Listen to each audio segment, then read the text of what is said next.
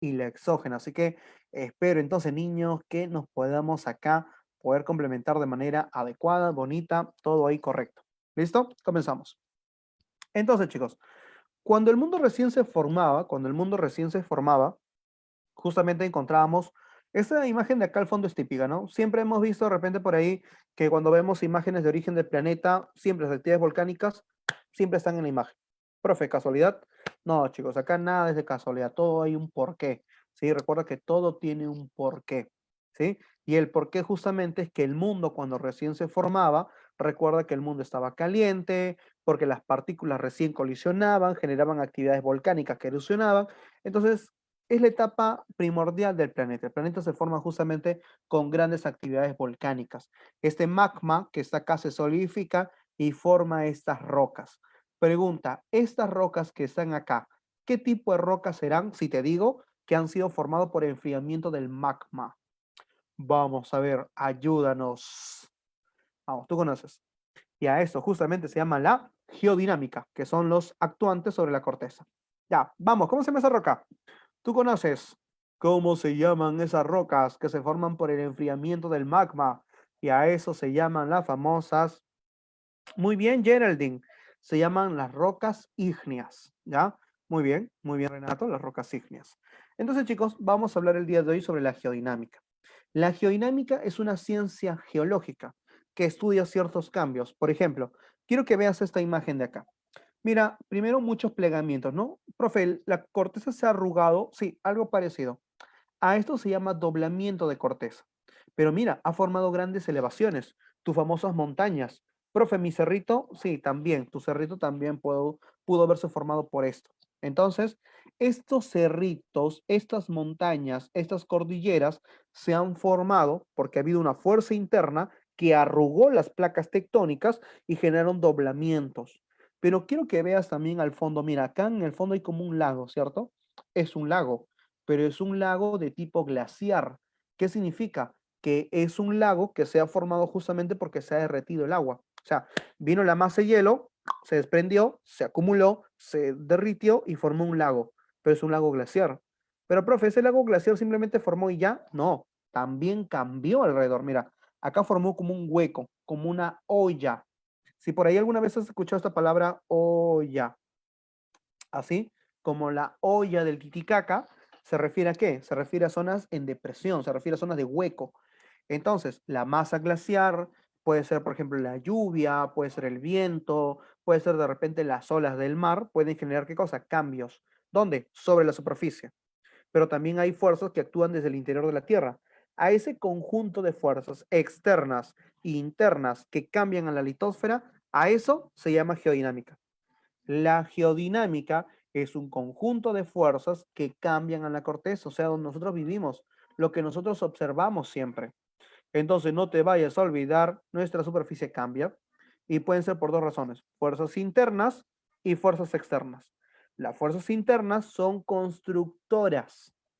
Esa formación de montaña, esa formación del continente son fuerzas constructoras. En cambio, las externas no son constructoras, que ahorita vamos a ver el concepto. Entonces no te olvides, ¿ah? Las fuerzas internas son fuerzas constructoras. Profe, ¿y qué forma? Cordilleras, por ejemplo, ¿no? Como este conjunto de montañas que vemos acá, eso se llaman cordilleras. Continentes, también forma continentes. También forma los escudos continentales, que por ahí a veces nos confunde. Vamos a ver qué es eso ya. Y también a los tablazos. También forma entonces tablazos. Ya no te olvides, no te olvides, no la mires. Esos son tablazos de verdad. Estos tablazos también, chicos. En cambio, las fuerzas externas no construyen relieves, sino lo que hace, ¿qué cosa es? Modelan o transforman los relieves. Por ejemplo, cuando vimos nosotros que la masa de hielo caía por esta parte de las laderas, cuando caía por esta parte de las laderas, profe, está destruyendo la corteza. Sí y no. O sea, sí destruye, entre comillas, pero al mismo tiempo está formando un nuevo relieve. Es por eso, chicos, que al menos en San Marcos, nosotros en los materiales de pre o en los materiales para San Marcos siempre le ponemos fuerzas modeladoras o fuerzas transformadoras. Pero si lees, por ejemplo, material CPREVI, ¿no? Villarreal, y otras universidades a veces ponen fuerza destructora y no a entrar ese concepto, ya al menos para San Marcos no. Profe, ¿qué forma? Por ejemplo, cañones. El cañón del Colca, que de repente has visto en Arequipa. Los desiertos, todo lo que vimos en Lima y parte de la costa, obviamente estamos en pleno desierto, chicos. Cataratas, que obviamente que sí conoces. Entonces no te olvides, ¿ah? Ahora, las fuerzas internas vienen del interior de la Tierra. En cambio, las fuerzas externas vienen del exterior hacia la superficie. Ahora, las fuerzas internas actúan en contra de la gravedad. Claro, como son fuerzas entonces que actúan desde el interior de la Tierra, actúan entonces en contra de la gravedad. Como actúan en contra de la gravedad, significa entonces que la formación de un relieve es un periodo muy largo. Pero si es un periodo muy largo, es que justamente el proceso de formación es un proceso muy lento. O sea, que se forme una montaña, chicos, va a tardar millones de años. Una de las cordilleras más jóvenes del mundo es justamente nuestra cordillera de los Andes. Es una cordillera joven, jovencita, es una niña todavía en comparación a las otras. Tiene más o menos alrededor de 2.000 millones de años. Sí, o sea, está recontra, recontra jovencita. ¿Ya? Pero aún así es una cordillera de gran altitud, ¿no? Se debe por muchos factores que vamos a explicar. Pero quiero que entiendas que la formación de una montaña o de un continente, por ejemplo, tarda millones de años. Por ejemplo, los continentes se mueven también y se mueven a una relación de 9 centímetros por año. ¿No? Imagínate, ¿no? O sea, 9 centímetros en un año, 9 centímetros los continentes se mueven, sí, pero es mínimo. O por ejemplo, cuando se forman los tablazos, se levantan 25 centímetros cada 100 años. O sea, tu costa, si estuvieras viéndome de Piura, de Tumbes, te diría entonces que tu costa se levanta 25 centímetros cada 100 años. Entonces, imagínate, para que se pueda notar ese levantamiento, ¿cuánto tiempo tendrías que esperar? Por eso se dice que son procesos muy lentos, ¿no? Periodos muy largos en formaciones muy lentas. En cambio, las fuerzas externas actúan en favor de la gravedad. Es por eso que al caer, al derrumbarse, al destruir, lo hacen en periodos más cortos. Entonces significa que los procesos son más rápidos. Ahora, a las fuerzas internas también se le llaman geodinámica endógena. Endo es adentro. En cambio, la exógena le llamas así, fuerzas externas. Climáticas. ¿A quién le vas a decir climáticas? Pregunta, ¿a las fuerzas externas o a las fuerzas internas? ¿A la geodinámica exógena o a la geodinámica endógena? ¿A cuál de las dos le dirías geodinámica climática? A ver, piensa un poquito, piensa un poquito. Claro, muy bien, Wilmer Vega. A la ex, pues, a la ex le vas a decir climática. Claro, porque el clima justamente afecta ¿dónde? Sobre la superficie. En cambio, el clima no afecta en el interior de la Tierra. En cambio, si le decimos, por ejemplo, tectónica, geológica, en ese caso, ¿no sería qué cosa? La ex. ¿Quién sería? La interna. Muy distinta. Muy bien, Kevin Micha, excelente. La endógena. Muy bien, chicos, están para cortar las palabras el día de hoy. Entonces, el esqueleto del tema es esto de acá.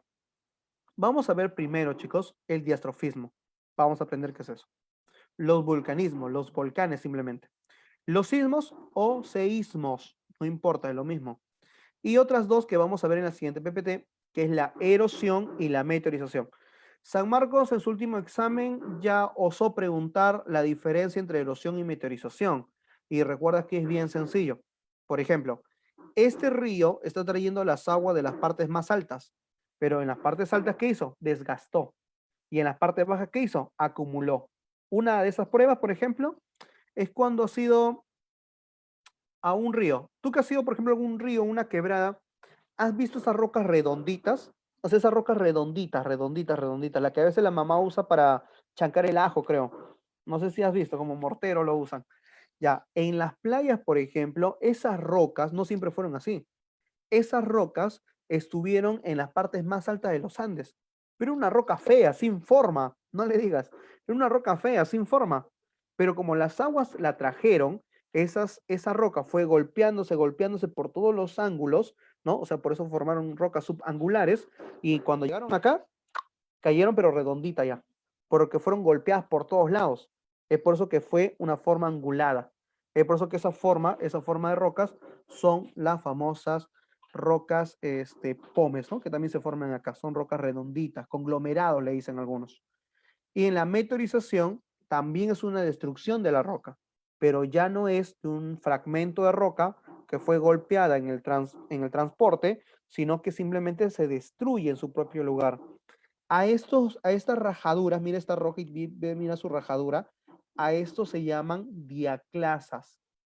Si alguna vez te preguntas qué es una diaclasa es la ruptura. ¿Es la ruptura de qué? De las rocas. Las rocas se llaman diaclasas. ¿Ya? Listo. Tema geodinámica endógena, entonces, chicos, en esta primera parte, esto ya lo vimos. Así que pasamos con la primera palabra rara, diastrofismo. Por ejemplo, quiero que la veas acá bien bonita. Ves a tu corteza y tu corteza va a empezar, ¿qué cosa? A cambiarse. Profe, ¿y por qué? Vamos a ver. Recuerda algo importante. A mayor profundidad, recuerda que la temperatura empieza a aumentar. Entonces, a mayor profundidad, mayor temperatura. Esa temperatura genera magma, pero ese magma no está quieto. Ese magma se mueve. Al moverse ese magma, va a generar movimientos en las placas tectónicas. O sea, ¿las placas tectónicas se mueven? Sí. Pero, profe, ¿por qué se mueven? Ah, porque debajo de ella hay magma en movimiento. Entonces, a este movimiento de placas tectónicas, chicos, se llama diastrofismo. El diastrofismo es un movimiento. ¿Movimiento de qué? De la corteza, de las placas tectónicas. Pero ¿quién hizo esos cambios? Justamente las corrientes convectivas. Entonces no te olvides, las corrientes convectivas son las que generan los movimientos a lo que es las placas tectónicas y a eso se llama diastrofismo. Profe, ¿qué es el diastrofismo? Es un conjunto de movimientos que posee la corteza. Pueden ser movimientos verticales como pueden ser movimientos horizontales. Si los movimientos son verticales, se le llama así, epirogénesis. Y si los movimientos son horizontales, a eso se llama orogénesis. Mira, pero también, ojo, también hay movimientos tangenciales. Ahí está. ¿Sí? Ahora, pregunta, chicos, las corrientes convectivas. Pregunta, ¿en qué subcapa de la geósfera se encuentra? Las corrientes convectivas, ¿en qué subcapa de la geósfera se encuentra? Vamos, tú que conoces un poquito más siempre. Toda esa parte entonces de las corrientes convectivas, muy bien, Geraldine, excelente, Renato, se encuentran en la astenosfera, entonces en el manto superior. Significa entonces que todo esto de acá, que son las placas tectónicas continentales y las placas tectónicas que están en el fondo del mar, ambas forman parte de la corteza. Entonces la corteza está en movimiento. Siempre la corteza está en movimiento. En este instante también se está moviendo. Entonces, profesor, ¿hay sismos? Sí. Todos los días hay sismos, niños. ¿Ya? El primer movimiento se llama pirogénesis. Por ejemplo, ¿no? Por acá. Vemos a la corteza, este de color medio marroncito, no sé qué color sea esto acá. A esto se llama justamente corteza continental. En cambio, la que está acá se llama corteza oceánica. Pregunta, ¿tu corteza oceánica sería el ciel o el cima? Pregunta, esto acá que está en el fondo del mar. Acá sería tu ciel o tu cima. ¿Qué dices? Vamos, a ver, tú que conoces geófra de repente, que es un tema importante para entender esta parte, ¿ah? Muy bien. Excelente, Geraldine. Esto de acá se llama cima. Este es el cima, este es el ciel. Entonces, por ejemplo, cuando tú has estado acá en tu playa bien bonita este último verano que pasó, entonces has estado en la costa, pues. Pero lo que le sigue a la costa se llama zócalo. Y quiero que entiendas que el zócalo todavía sigue en dónde? Todavía sigue en el ciel. Y el talud, mira, este es el talud. El talud es la zona profunda. A ese talud, recuerda que también forma parte del cielo. En el último examen de misión San Marcos, no fue examen, fue simulacro, si no me equivoco. En el simulacro de San Marcos preguntaba sobre los cañones submarinos que se producían en el talud. No sé si recuerdas esa pregunta. Los cañones submarinos justamente están acá, en el talud, se forman por corrientes que están debajo del mar. Pero lo que hoy quiero que entiendas es que este continente de acá se levanta. Ese movimiento se llama pirogénesis. Pero, profe, ¿una montaña también es pirogénesis? No, una montaña no es pirogénesis. Una montaña es orogénesis, porque el movimiento es horizontal. En cambio, en una pirogénesis, el movimiento es vertical. Pero, profe, una montaña se levanta también. ¿Cómo no va a ser eso de ahí vertical? Lo que pasa es que cuando nosotros hablamos de movimientos epirogénicos, son movimientos verticales, pero sin deformación. Cuando tú notas que se deforma, entonces eso no es un movimiento pirogénico, sino es un movimiento orogénico. Los movimientos orogénicos son deformaciones de la corteza que se produce justamente. Entonces, la 2, por ejemplo, acá la 2 es orógeno, dice, ¿no? Ya, entonces, esto es orogénesis. Listo. En conclusión, chicos, la epirogénesis es un levantamiento del continente formado justamente sin deformación. ¿Qué puede formar? Puede formar, por ejemplo, continentes mismos, pueden formar tablazos, pueden formar escudos continentales. ¿Qué es esto? ¿Te acuerdas que al comenzar la imagen encontrábamos que el magma se solidificaba y formaba roca ígnea? Ya, esa primera roca que se ha formado es roca madre. Esa roca madre se destruye y formará sedimentos y formará rocas o suelos, ¿sí? Con partículas más pequeñas y cada vez más procesos químicos y cada vez más procesos químicos. ¿Qué significa? Que el suelo que hoy tú pisas, que el suelo que hoy tú tocas, ese suelo es un suelo joven. Pero si tú hicieras, por ejemplo, un hueco enorme, vas a encontrar que cada vez la antigüedad del suelo justamente va a ser mayor y de repente en algún momento haces un hueco tan profundo que llegas a la roca madre de ese lugar, ¿sí? Entonces, eso pasa porque hay procesos de meteorización. Pero, ¿qué pasaría si el movimiento epirogénico es tan rápido que los procesos de meteorización y de erosión no le afectaron a la roca madre? Y la roca hoy está expuesta. ¿Qué significa? Eso se llama un escudo. Un escudo continental es una roca muy antigua que se formó desde la época del Carbonífero y que hoy están ahí, aflorando en el continente. O sea, están acá. O sea, ese suelo que tú tocas es un suelo muy antiguo, no son suelos jóvenes como normalmente pasaba, ¿sí? Eso pasa mucho en lugares como Brasil, por ejemplo, que están cubiertos de vegetación, que las actividades de meteorización no les afecta mucho, a la roca madre, obviamente, o zonas como los glaciares en la parte de Canadá, que como están cubiertos de hielo, los factores también de meteorización no le han afectado demasiado, ¿sí? No te olvides, ¿ah? La epirogénesis son movimientos lentos, verticales, continuos, que no deforman el continente. Entonces ahí está. Y recuerda que pueden formar ¿qué cosa? Pueden formar, por acá lo ponemos, ahí está, pueden formar continentes, pueden formar plataformas o los famosos zócalos y también los escudos y tablazos, ¿no? Ahí está. Por ejemplo, que hay escudos continentales. Escudos por acá, en Brasil, por ejemplo, son los más conocidos. En Canadá también tenemos escudos continentales. Groenlandia, mira. Acá los países nórdicos también.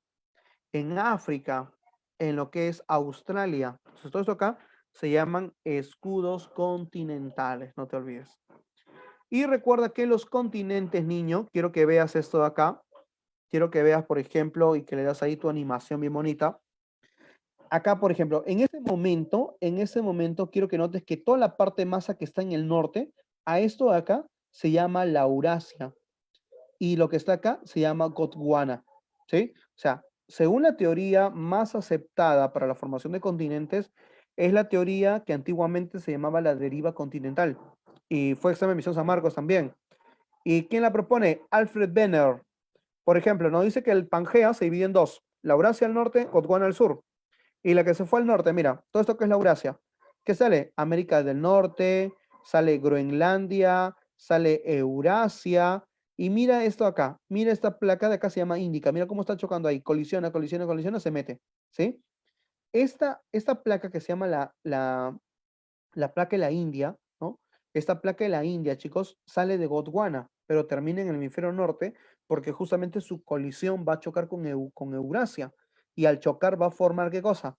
Va a formar algo como tú conoces, la cordillera del Himalaya, ¿sí? La cordillera del Himalaya se produce justamente por el choque de dos placas, pero no son placas oceánicas, son placas continentales, ¿ya?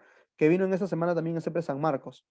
Entonces, chicos, la deriva continental, que fue una teoría propuesta por el maestro Alfred Wegener, y él nos propone en 1912 en su libro La expansión de los océanos y los continentes, que el mundo alguna vez pudo estar junto y que hoy se separó. Hoy el planeta se separa y que alguna vez, chicos, según estudios nos mencionan que algún día los continentes que hoy tú conoces se volverán a juntar otra vez. Imagínate. Imagínate que los continentes otra vez estén juntos, ¿no? Una próxima Pangea. Pero obviamente para eso nosotros ya la raza humana, chicos, ya se habrá extinto hace mucho tiempo. Recuerda que somos seres efímeros y por tal en algún momento nos vamos a extinguir. No como personas, sino como especie. No existirá raza humana sobre el planeta y eso es lo más normal del mundo, chicos, ¿ya? porque recuerda que toda especie tiene un ciclo. Nada dura para siempre, ¿sí? Así que sin llorar, nada dura para siempre. Ni la Tierra, ni las estrellas, ni la galaxia, ni el universo. Todo en el universo siempre cambia, siempre se dinamiza. Entonces solamente somos eso, un cambio frente a este planeta. Entonces, estos sistemas no son tan locos, entonces. Hablar de cambios en el planeta no es tan loco, pero a la prueba nos remitimos porque justamente, recuerda, ante la comunidad científica internacional se va a proponer esa teoría.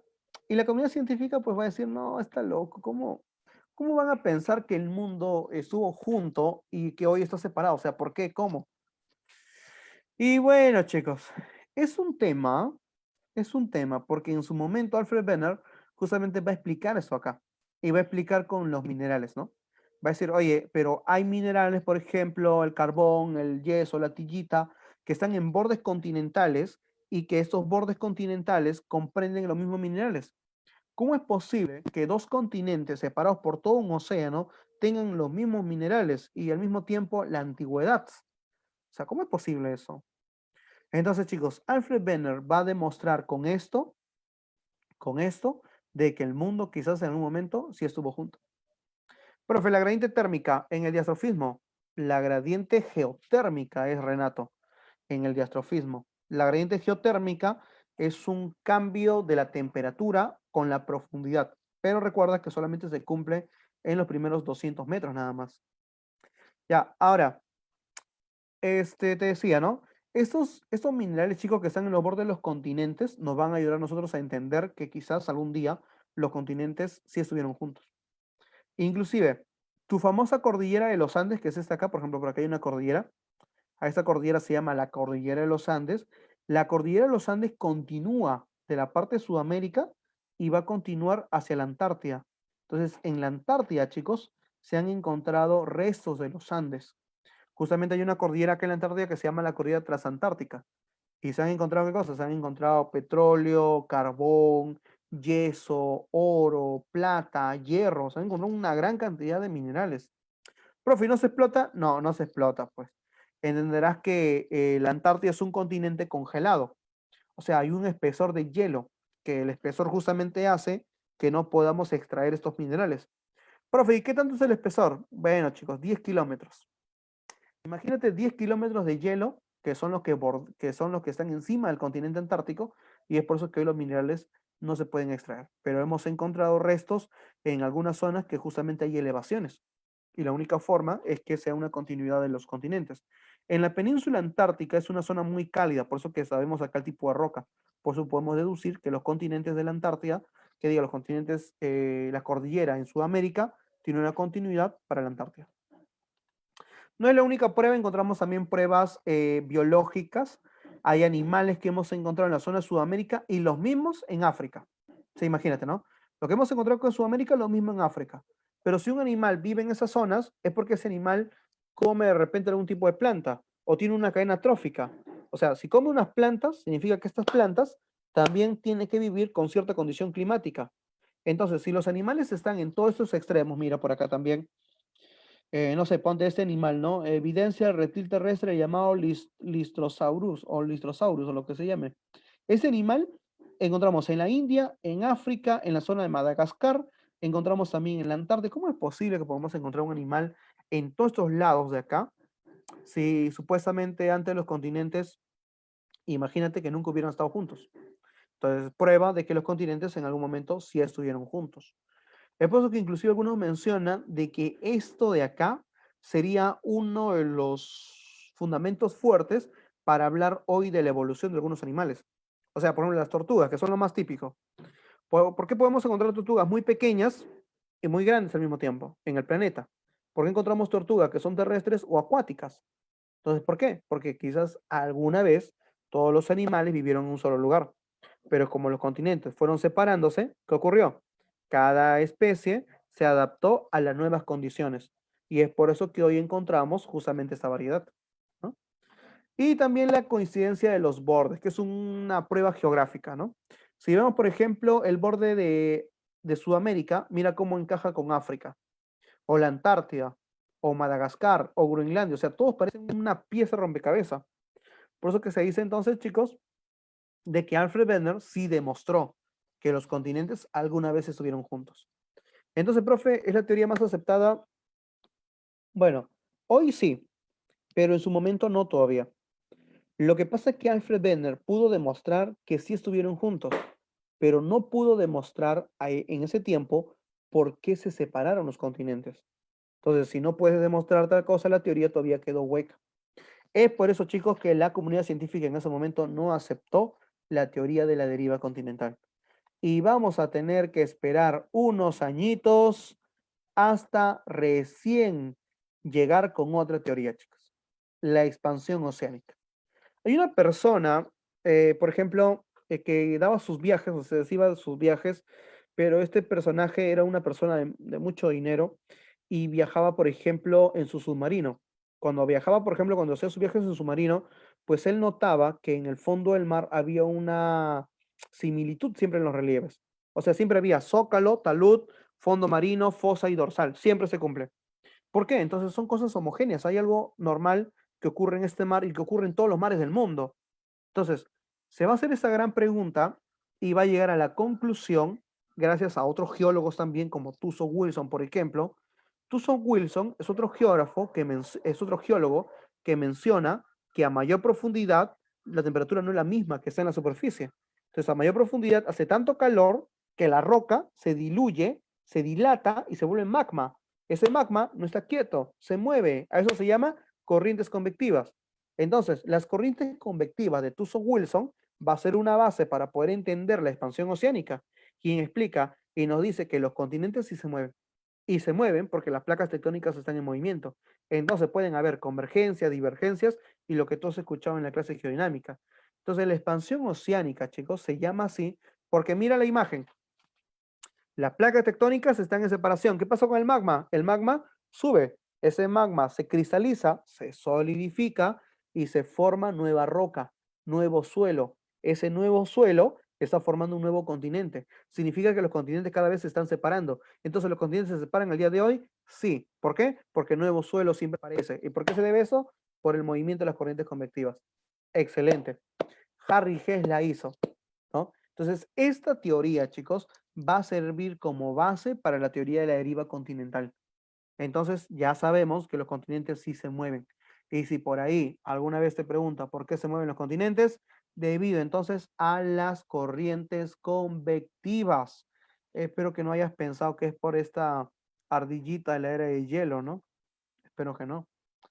Pero esta teoría, chicos, llega 50 años después, ¿no? 50 años después, es decir, que Alfred Wegener murió sin saber que había hecho una gran teoría. O sea, lastimosamente Alfred Wegener, chicos, falleció sin saber que había hecho una gran teoría y que lastimosamente mucho después la comunidad científica internacional va a fusionar todas las teorías geológicas. ¿Fusiona quién? La de Tuso Wilson, fusiona la de Alfred Wegener, la de Harry Hess, y a la fusión de todas esas teorías se llama la tectónica de placas. ¿Qué significa? Nos menciona que hoy el mundo está conformado por grandes rocas. A esas rocas se llaman placas tectónicas y las placas tectónicas se mueven en el planeta. ¿Y se mueven por qué, profe? Por las corrientes convectivas, dando inicios o formaciones a qué? A sismos. ¿A qué también? A volcanes. Por ejemplo, quiero que veas este mapa acá. Quiero que me busques al Perú. Búscame al Perú. Profe, profe, profe, ya lo encontré. Acá está. Los puntitos azulitos o moraditos que estén ahí son puntos de sismos.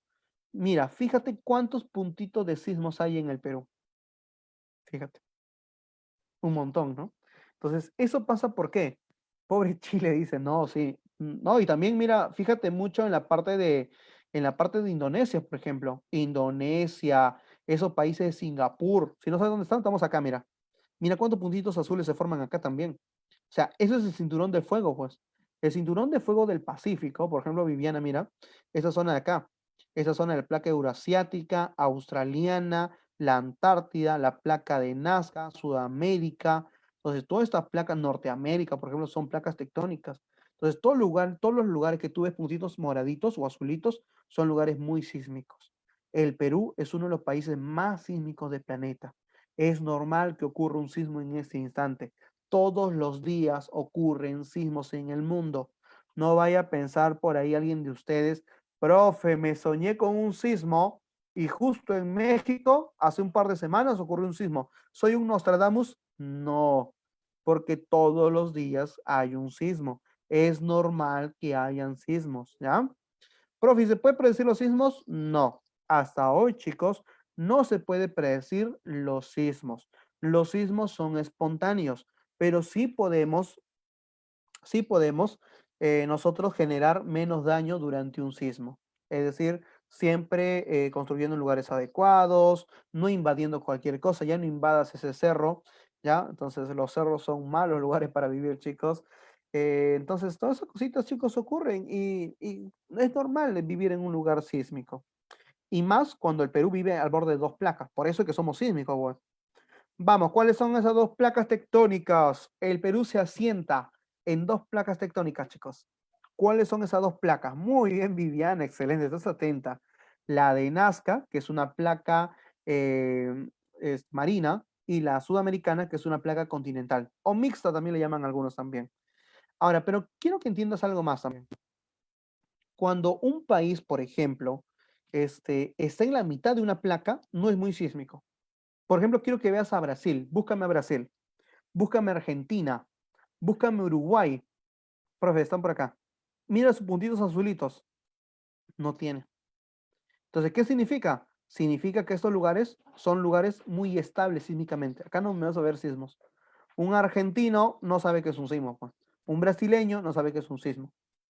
Yo recuerdo la reunión que hizo el Mercosur. Una vez hubo una reunión de Mercosur en Chile. Todos los países de Sudamérica se juntaron en Chile. Y en Chile, chicos, sismo en ese momento. En ese mismo momento, sismo en Chile. Cuando tú veías las imágenes de las caras del presidente, por ejemplo, de Perú, de Alan García en esos tiempos, de Bachelet, Alan García salió riéndose en la foto. ¿Por qué? Porque como está en Perú, es un lugar sísmico, está acostumbrado. Pero veía las fotos de los países, de, ¿cómo se llama? En esos tiempos el presidente de Brasil, de la presidenta de Argentina, ¿no? Veías su cara y veías una cara de terror, chico, de miedo, que tú mismo te reías por eso. Y es porque estos países no viven sismos, pues, ¿sí? Es por eso que hay una pregunta de San Marcos que vino un momento y decía, ¿cómo se llama el continente más estable sísmicamente? ¿No? ¿Cuál es el continente más estable sísmicamente? A ver, vamos, ¿cuál crees que sea el continente más estable cuando hay sismos? A ver, vamos, tú mismo eres. Vamos, vamos, a ver, intenta, intenta, intenta. ¿No se te ocurre alguno? Vamos, a ver. Nada, chicos, murieron, super F ahí. Y la respuesta sería entonces el continente de Oceanía. No, mira, Oceanía está en el cinturón del fuego, niño. Viviana, igual, mira. Mira, Oceanía está acá. Todo esto es Oceanía. Oceanía está en el mismo cinturón de fuego del Pacífico, al igual que América, al igual que Asia. No, no sería Oceanía. África. Mira, pero mira el Mediterráneo, mira el Mediterráneo, mira el Mar Rojo. Esto se llama el Valle Rift, por ejemplo. Son zonas sísmicas también. No. Otro. Bueno, si consideramos la Antártida como continente, pues sería. Claro, es la Antártida. La Antártida es un continente. Entonces, defíneme continente. Continente es una masa de tierra muy grande separado de otra masa de tierra por océano. Entonces, la Antártida sí cumple la condición de continente. Entonces, la Antártida es el continente más estable sísmicamente. Profe, esta es la Antártida. Mira, acá está el continente antártico. ¿Hay puntos azules? No, los puntos azules están en el borde de su placa. Lo que pasa es que la placa es enorme.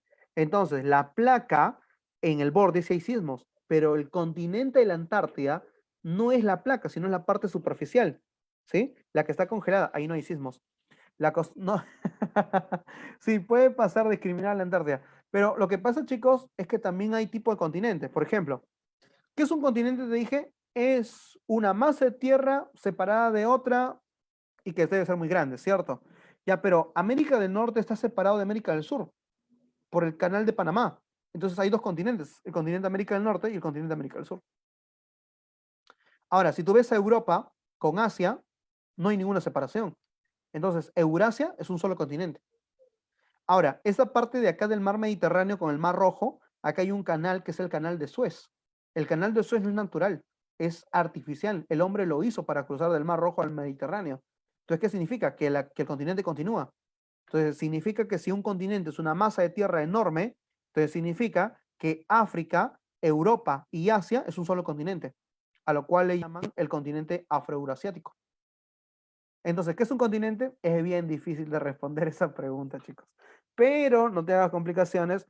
A nivel pre manejamos dos conceptos básicos. Continentes geográficos. ¿Qué son los continentes geográficos? Son las masas de tierra grandotas. Eurasia, América, África, Oceanía y la Antártida. Si te dicen continentes políticos, ¿quiénes serían? América, África, Europa, Asia y Oceanía. La Antártida no es un continente político, porque nadie vive. Y Eurasia son dos continentes políticos porque hay dos costumbres distintas entre comillas. Pero al mismo tiempo es un solo continente geográfico, porque es una masa de tierra enorme. ¿Entendiste? Profe, ¿y en esos países donde hay esos puntos azules podrían haber algún sismo? Claro, ahí en esos puntos azules hay sismos, siempre, siempre, siempre. Profe, por eso preguntaba si hay hasta algunos que hasta 8, continentes 7, como llamado Zelandia. Ya, ¿dónde no hay? Ah, ¿dónde no hay? Claro, donde no hay puntos azules, entonces no va a haber sismos. Por ejemplo, acá, ¿no? En África no hay muchos sismos.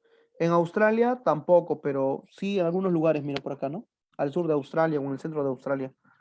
Sí, pues ahí está, chicos. Pueden verlo así. Listo. Seguimos con el siguiente, a ver. Ahí está. A ver, vamos con el siguiente. Vamos, entonces. A ver, los bordes de los continentes. Esto de acá, que a veces los chicos también se confunden bastante, niños. O sea, no deben confundirse, ¿ah? Tenemos tres tipos de bordes: convergencia, divergencia y pasivos y neutros. Convergencia. La convergencia es cuando dos placas se unen. Si dos placas se unen, a eso se llama convergencia. Si dos placas se separan, se llama divergencia. Convergencia, divergencia. Convergencia, divergencia. Unión, separación.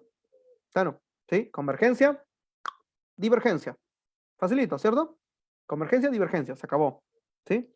O de repente es más fácil, ¿no? No sé, tú con ella, divergencia. Ella con él, convergencia. ¿Cierto? Entonces, convergencia, unión, divergencia, separación. Pero hay otras, chicos, que son las pasivas. ¿Cómo son las pasivas? Cuando las dos placas van al encuentro, pero no colisionan de frente, sino que están de costadito. ¿Qué significa? Que como están de costadito, no se chocan, sino se rozan. Al rozarse, a ese rozamiento, justamente se llaman bordes pasivos o bordes neutros. Vamos a ver.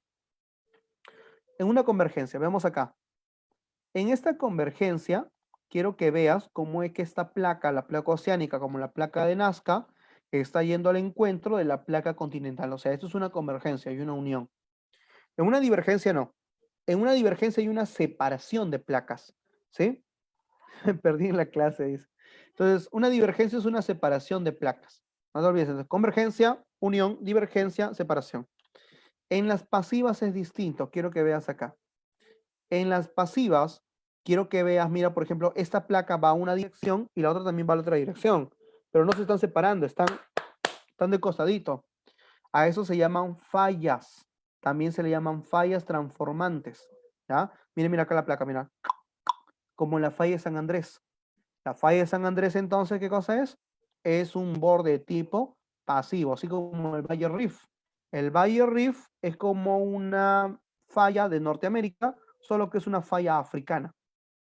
Y se le llama falla porque es un hueco. O sea, si alguna vez has imaginado, no sé, un terremoto que genera una abertura y con ello un hundimiento, un hueco enorme, ya, eso es el Valle Rift.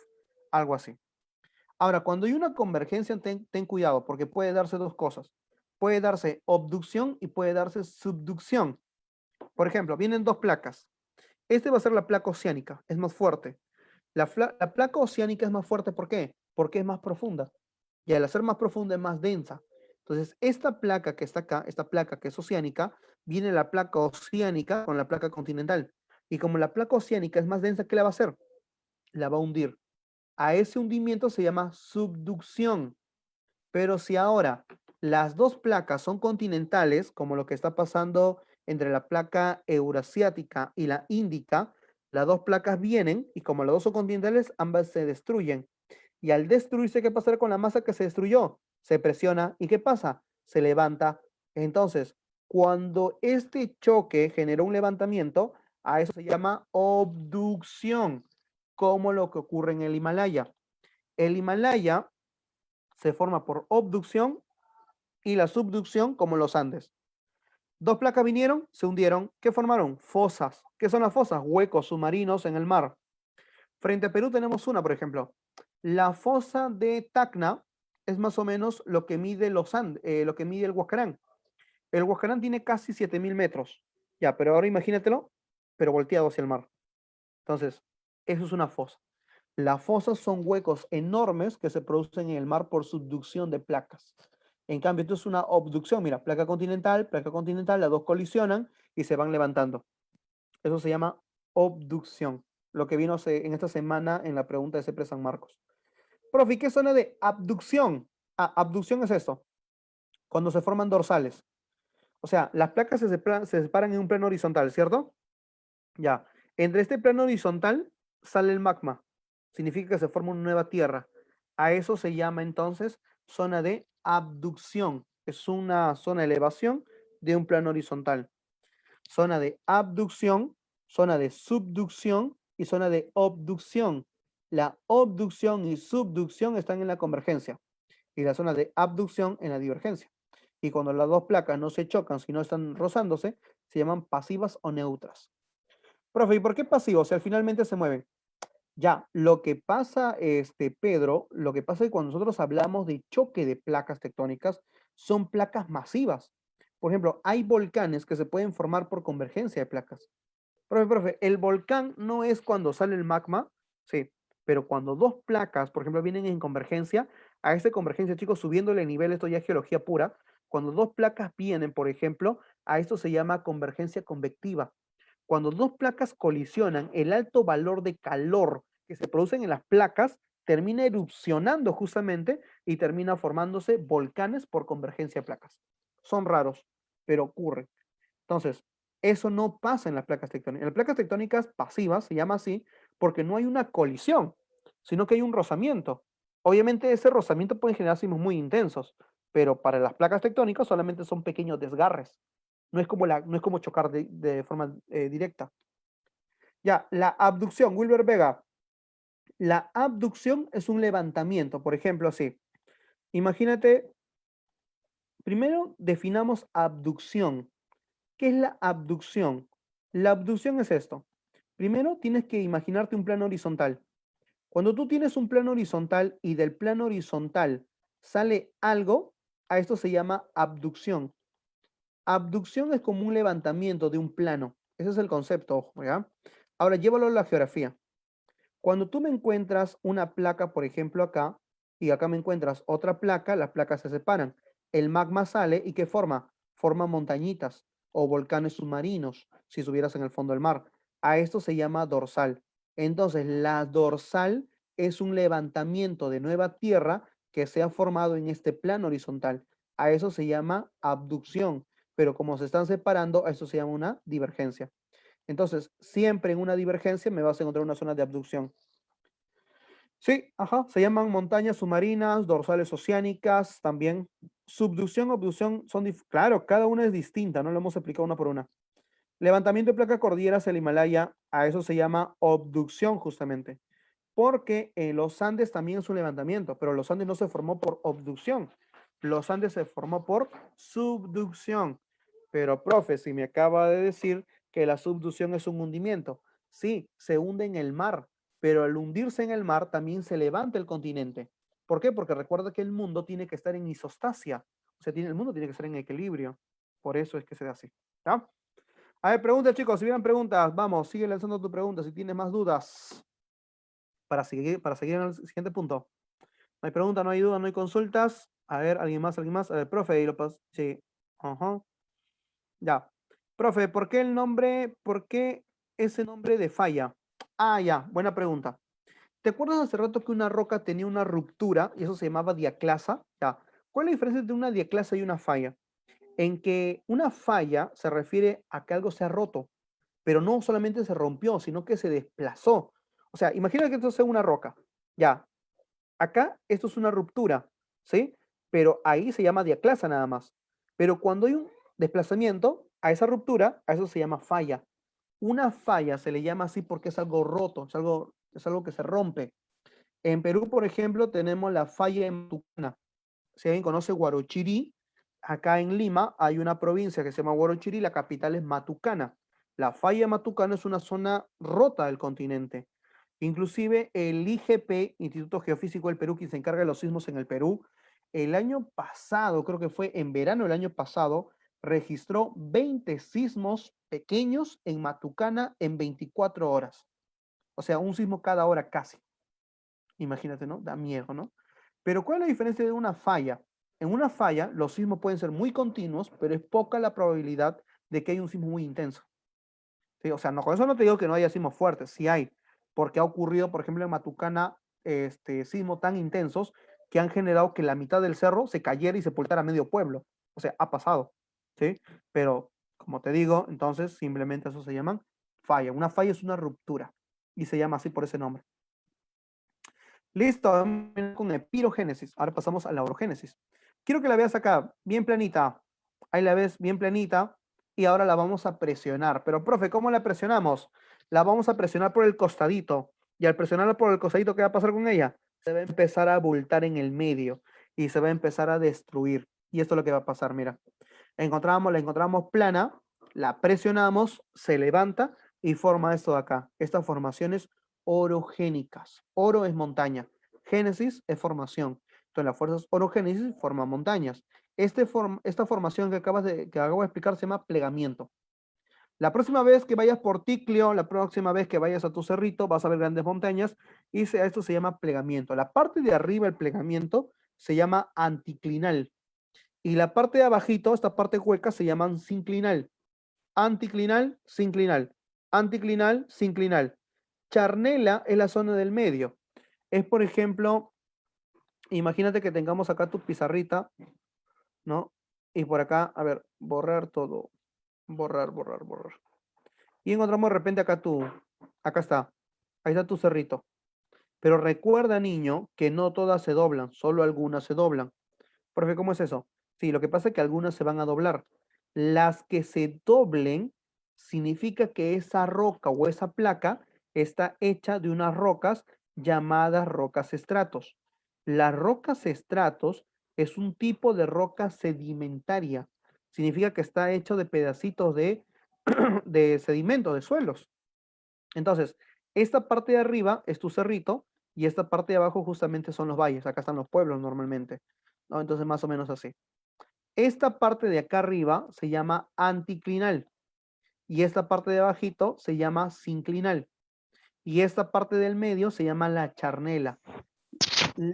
La charnela es la zona... A ver, chicos, ¿quién está mordiendo el micrófono por ahí? La charnela es la parte más baja del anticlinal y es la parte más alta del sinclinal, ¿sí? La charnela entonces es una zona recontramente inclinada. No te olvides de eso, ¿ya? Ahora, en el sinclinal, ¿qué puede formar? Depositaciones de morrenas, por ejemplo, valles en forma de U, pasos o abras, por ejemplo. Y en el anticlinal, ¿qué puede formar? Por ejemplo, en el anticlinal puedes formar la parte alta de las montañas, las cumbres de los nevados, la cráter de los volcanes, pueden encontrar por ahí. ¿Ya? Ahí está. Sí, chicos, por ahí no sé quién está con el micrófono, apaguen su micrófono. Están mordiendo el micrófono por ahí, no sé qué están haciendo. Apaga el micrófono, dice por ahí. No sé no sé qué cosa está haciendo ahí. Ya, bueno, bueno. Entonces, chicos, están peinando, creo. ¿Dónde estás, Caleb? ¿Dónde estás, Caleb? No sé, están penando ahí, creo que es.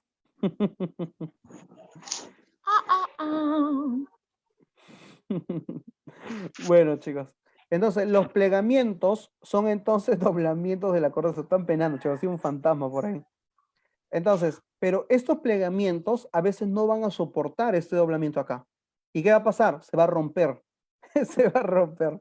Al romperse, a eso se llama falla. Ahí está. Esto es una falla normal. Si puedo explicar sobre la anticlinal que se forman en ella, ya. Pero mira, te explico la falla. O sea, cuando la placa se rompe, esa ruptura se llama falla. Pero si tú notas, por ejemplo, esto es una placa, esto es otra placa, ¿ya? Si las dos placas están en separación, entre comillas, ¿qué va a pasar? Si las dos placas están en separación, una termina cayéndose, deslizándose. Cuando pasa esto se llama normal, porque las dos están como, o sea, hay una ruptura, pero se ha separado. O sea, una va a una dirección y la otra va a otra dirección. Y cuando se separan, la más pesada caerá. Pero ¿qué pasa si las dos placas se rompen y se van a la misma dirección? O sea, esas dos placas se rompen, ahora van a la misma dirección. Una terminará empujando a la otra. Cuando una empuja a la otra, esto se llama falla inversa, lo contrario, ¿sí?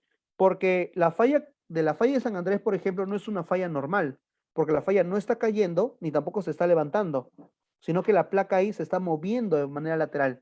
Cuando pasa eso, se llama falla transformante. Falla transformante, falla normal, falla inversa. Hay otras fallas también que se llaman rotacionales, por ejemplo, pero eso ya es otro tema, ¿ya? Allá, en el anticlinal, en los huecos, se formaba se formaba ¿qué se formaba? Allá, valles V, se formaba pasos o abras, se formaba también morrenas, acumulación de morrenas, se formaba también ¿qué más? Ah, asentamiento de pueblos también se puede formar por la bulla, dice, sí, no sé qué estaban haciendo ahí. Entonces, la falla es una ruptura. A esta parte de arriba se llama horse y la parte de abajo se llama graben o fosa tectónica. El lago Titicaca, por ejemplo, se formó en una fosa tectónica, es decir, en un graben. Y las mesetas es lo que está alrededor, o sea, es un horse. Profe, la falla matucana también es igual a la profundidad, bueno, la profundidad en la foto. A la foto. No, la falla matucana es una falla normal. Si podemos ir a Matucana, chicos, hay una cascada, una catarata. Bueno, la gente allá le dice catarata, en realidad es una cascada. Se llama la cascada de Antancayo, la cascada de la amistad. Y tú notas ahí, es una altura de unos 20 metros más o menos, no es mucho. Eso es una falla, pero es una ruptura de suelo que se ha formado en esta zona, pero obviamente sí es una zona muy peligrosa, ¿sí? Es una zona sísmica, derrumbes, terremotos, es lo más normal en esta zona, así que sí. La falla matucana es un tipo de falla normal, que normalmente son las que abundan, pues. En Ayacucho también encontramos fallas, por ejemplo. ¿Plegamiento no? ¿O cómo? Ya. Lo que pasa, Wilber Vega, profe, la cordillera de los Andes dijo que se formaba por subducción, pero también por plegamiento o no, o cómo. Ya, lo que pasa, Wilber Vega, es que no quiero que seas mecánico. O sea, no quiero que entiendas esto. Profesor, las placas tectónicas generaron subducción, se doblaron y generaron plegamiento y ya está. No. O sea, la cordillera de los Andes es un macizo enorme. Dentro de ella se ha formado ¿qué cosa? Se ha formado fallas, se ha formado plegamientos, o sea, ha habido fallas inversas, ha habido fallas rotacionales, o sea, ha habido de todo. O sea, no vayas a pensar que si se da uno, ya no se da el otro. Porque en el caso de la cordillera de los Andes no estamos hablando de un pequeño espacio, no estamos hablando de todo un lugar. Por ejemplo, en la parte sur, Arequipa, Moquegua, Tacna, son zonas donde la cordillera de los Andes se ha partido, por eso el magma ha subido. En cambio, esa ruptura no la vas a encontrar en la sierra, en la zona de los Andes centro, ni tampoco en el norte, menos en la parte de Colombia o Venezuela. Entonces, la cordillera de los Andes no solo se forma por plegamiento, dentro de ella también hay fallas también, ¿sí? Y de todos los tipos que te puedas imaginar. Si no vayas a encerrarte en que solamente algo ocurre. Claro, claro, algo todo tiene sentido. Es cierto, es que a veces pasa con los chicos, inclusive me he topado con niños que me preguntan así, profesor, entonces, la convergencia, la divergencia y las fallas están dentro de la epirogénesis y no en la orogénesis. Entonces, ¿quién forma las montañas? Y uno dice, ay, ay, ay, ¿no? Pero chicos, o sea, los bordes, los movimientos de los continentes es algo que ocurre con los continentes. No vayas a pensar, entonces, profesor, los bordes continentales son epirogéneos. No, porque los continentes se mueven y lo que generen pueden llamarse pirogénesis o pueden llamarse orogénesis. Porque recuerda que el diastrofismo es un conjunto de movimientos. Entonces, dependiendo cuál de los dos sea, son resultado de las placas tectónicas. pero no vayas a pensar mecánicamente, entonces, profe, convergencia y divergencia es de pirogénesis, porque ahí lo mencionó. Ahí lo mencioné porque estábamos hablando de la tectónica de placas, no porque esté dentro de ese grupo. Ojo con eso, si alguno de ustedes pensó de esa manera, cuidado con eso, chicos. Ahí está. Pero me ha pasado, ¿eh? En clases a veces pasa. Mira, esta placa que está acá tiene un sentido. Recuerda que es una placa oceánica y esta placa oceánica se hunde. O sea, la está subduciendo. Al subducirla, va a llegar un momento en que la va a romper. Porque recuerda, subducción se baja, pero esto es continente. Entonces, ¿qué pasa? Se quiebra. Al quiebrarse, se rompe. Al romperse, se forma una falla. Y mira el magma, mira. El magma ahora encontró un camino y ahora va a llegar a la superficie y ahora erupciona y ahora se forma un volcán. Esto se forma en Perú. ¿Dónde? En el sur del Perú. En el sur del Perú hay una fosa que se llama la fosa Tacna. Mide 7000 metros de profundidad, como el Huascarán, pero invertido. Y eso ha generado grandes volcanes, donde Arequipa, Moquegua, Tacna, y no solamente en el sur del Perú, también al norte de ese país que está abajo de nosotros. Entonces, es normal que ocurra estas cosas, chicos. ¿Ya? Como también hay volcanes submarinos, como la de Hawái, ¿no? Inclusive todo el Pacífico tiene volcanes submarinos también. Y va a formar justamente los famosos atolones de coral, que son unos relieves verdecitos que se forman en el mar. Geyser, fumarolas, sulfatoras, termales en el vulcanismo. Claro, eso ahorita lo vamos a hablar, Renato Vivas. El vulcanismo, o sea, los volcanes se manifiestan de dos maneras. Puede ser intrusivo y puede ser extrusivo. Cuando es extrusivo, bota los famosos geysers, las fumarolas, sulfatoras y muchas cosas más. Cuando es intrusivo, se manifiesta desde la tierra, desde el interior, haciendo que el magma no pueda salir, pero sí se cristalice dentro de la tierra. Y cuando esto pasa, se llama plutón. Un plutón es es un magma solidificado que va a tener su denominación dependiendo la forma. Por ejemplo, podemos encontrar, cuando son así de una forma medio irregular, grandotas, mira el 4, todo esto se llama patolito.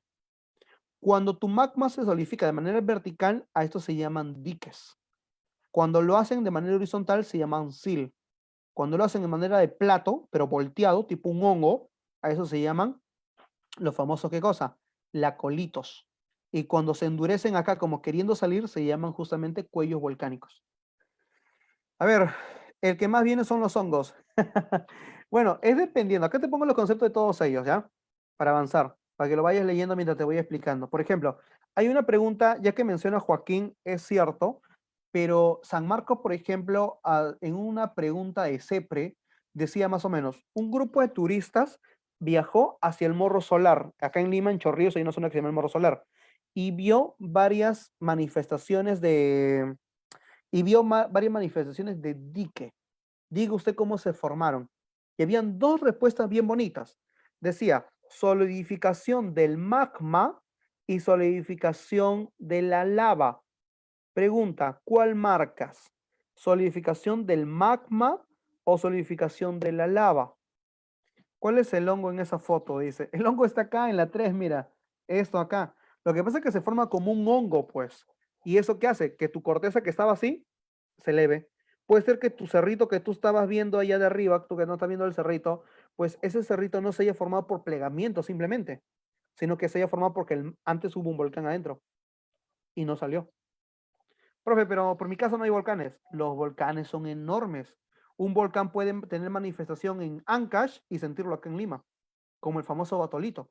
El batolito costero se formó en Chimbote y parte de ese batolito costero llega hasta acá, Chosica, Lima. Entonces, los batolitos, estas rocas son enormes, chicos. Ah, pero una cosa es lava y otra cosa es magma. Claro, por eso es la pregunta, pues. Por eso es la pregunta. Y si estamos hablando de un dique, hablamos de la solidificación del magma. Por eso, los plutones se forman por solidificación del magma, no de la lava, porque la lava es cuando está afuera. Esa es la diferencia. Listo. Esa es la intrusiva. Extrusiva. En la extrusiva podemos encontrar al piroclasto. Profe, ¿qué es eso? Son cenizas. Por ejemplo, imagínate, niño, morir sepultado por un volcán. Profe, ¿por rocas? No, cenizas. Cenizas ardientes. O sea, imagínate 2 metros de espesor de cenizas encima tuyo, pero cenizas ardientes. Muchos de ellos hasta tienen obsidiana. Profe, ¿qué es la obsidiana? La obsidiana es un vidrio volcánico. Por ejemplo, chicos, ¿alguno de ustedes alguna vez por ahí en la zona donde vives o en el cerrito que has visitado, pues has visto una roca, pero cuando lo has visto bien a la roca, hay como puntitos brillantes en la roca? O de repente en tu lavadero, eso es en tu lavadero que está hecho de rocas de granito, ¿no? ¿Sí? A veces tu lavadero, no sé, tu lavadero a veces, soy zanahoria, dice, no. A veces, chicos, en las rocas hay como unos puntitos brillantes. ¿Qué significa? Que esa roca se cristalizó. La arena o la partícula de rocas, cuando entran a temperaturas muy altas, se cristalizan, ¿sí? Se cristalizan. Significa que eso de ahí, por ejemplo, Pedro, esa roca, si has tenido la oportunidad, significa que esa roca antes estuvo en el interior de la Tierra.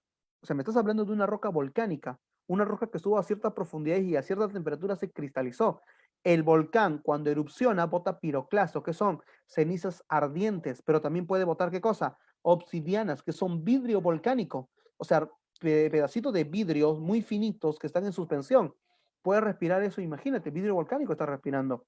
Cenizas ardientes, nubes ardientes. Eso es extrusivo. ¿Por qué? Porque es manifestación de volcán hacia la parte fuera. También encontramos fumarolas. Ahí está, no le digas, fumarolas. ¿Qué son las fumarolas? Las fumarolas son la cantidad de gases y volcanes que bota un volcán. Así como también encontramos sulfatoras, que también son gases. La diferencia es que las fumarolas principalmente botan azufre y las sulfatoras pueden ser gases o cualquier tipo de expulsión del volcán. O sea, cuando tú veas un volcán botando gases, ¿sí? Dile sulfatoras, no le digas humito. También geysers. En Tacna hay bastante geysers, ¿no? También, por ejemplo, aguas termales, como aquí en Lima, un lugar llamado Churín. En Lima hay una zona que se llama Churín, que está en la provincia de, a ver, no me acuerdo. Pero esta de acá, chicos, entonces encontramos grandes formaciones de agua, pozos de agua, lagos de agua caliente que se producen justamente por las aguas termales, ¿sí? Normalmente cuando hay fallas, cuando hay rupturas, el agua baja, baja, baja, baja por esas rupturas, pero a mayor profundidad, mayor temperatura.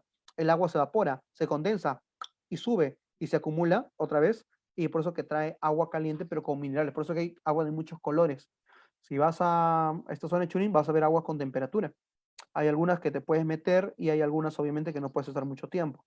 Debido a que como hay mucha temperatura, pues entenderás de que eso también es dañino para el cerebro.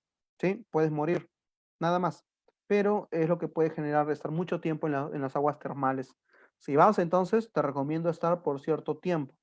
He tenido la oportunidad de estar en Churín, chicos, y, por ejemplo, 10 minutos, después de 10 minutos ya como que te da mareo, te sientes muy débil. O sea, te relajas, sí, pero te sientes muy débil. Y si viajas así a Lima de nuevo para el regreso, pobrecito, sí te va a dar soroche, me ha pasado, me ha pasado. Negocio redondo, profe, dice. Las aguas termales. Bueno, las aguas termales en Cajamarca, claro. No he tenido la oportunidad de estar en Cajamarca, pero sí he escuchado muy buenas cosas de este lugar, ¿no? Los baños termales, más turísticos que la de Churín, pues obviamente, ¿no? Pero son bonitos lugares, chicos, recomendable, ¿ah? Si un día estás cansado, bueno, ahora por COVID no puedo hacer nada, pero aunque sea caliente tu agua en tetera, pues, ¿no? De algo servirá. Sismo, profe, ¿qué es un sismo? Los sismos son ondas sísmicas. O sea, las ondas sísmicas generan vibraciones. Esas vibraciones se representan como un sismo. Cuando fui, volví después de estar en Churín, volví con... Sí, Joaquín, eso pasa justamente porque volviste el mismo día. Por eso es recomendable que siempre te quedes un tiempo para, o sea, ni bien estés ahí, pues te quedes todavía para poder aclimatarte a la zona. Ya después al día siguiente vuelves. Porque es cierto, es cierto, es cierto. Ahora, epicentro, hipocentro. Pregunta San Marcos y por ahí algunos errores de algunos chicos también. Cuando me hablas del hipocentro, es el lugar profundo donde ocurrió el sismo. Y cuando me hablas del epicentro, es el lugar donde ocurrió el sismo. Cuando ocurre un sismo, primero se escucha un sonido. A ese sonido se llama ondas P. Las ondas P son ondas primarias, se llaman ondas longitudinales. Profe, ¿y por qué longitudinales? Porque justamente el sentido de las ondas va en el mismo sentido del movimiento. Por eso que se llaman longitudinales. Estado sólido, líquido, gaseosos. Es por eso que cuando hay una onda P es la primero que llega y ocurre un sonido. No hay movimiento todavía. Después, profe, ¿y dónde vienen? Del hipocentro. Después que salen las P, llegan las S. Y las S también son ondas profundas, pero estas sí traen movimiento. Se propagan de manera transversal a la dirección del movimiento. Es por eso que se llaman transversales o ondas S secundarias. Las ondas S, ajá, que nacen del hipocentro o del foco sísmico, generan el movimiento. Pero una vez que llegan al epicentro, chicos, pueden darse dos ondas. O sea, no es que se den las dos, pueden darse una de ellas. En cambio, en el hipocentro sí vienen las dos. Primero la P y después la S. Una vez que lleguen al epicentro, se puede dar las ondas L o las ondas R. Las ondas L son las LOF y las ondas R son las Rayleigh. Las ondas L, que son las LOF, es cuando el suelo se mueve de una manera horizontal, se mueve en forma de cizaña. Significa que las cosas se van a mover de costadito. Es decir, niño, que si tú notas que se mueven de costadito, entonces son ondas LOF. Las dos son destructivas, pero cuando ocurre una LOF no es tan destructiva como una Rayleigh. Si tú ves que ella se mueve hacia arriba y hacia arriba y hacia abajo, ten cuidado, te va a destruir. Es una destructora, chicos. Entonces está frente a una destructora. Cuando es una onda Rayleigh, es una onda destructora. Las cosas se mueven hacia arriba, hacia abajo, como si estuvieran saltando. Si ocurriera una Rayleigh en este momento, niño, corre por tu vida. Ten seguro que es lo más probable que tu casa sí se caiga. Si es una onda Love, el sismo también se va a dar, va a ser intenso también, pero es poco probable a que se derrumben las cosas, ¿sí? No te olvides, ondas superficiales, onda Love y Rayleigh, y ondas profundas, onda PIS. Ahí está. Esto se llama sismógrafo y esto se llama sismograma, ¿no?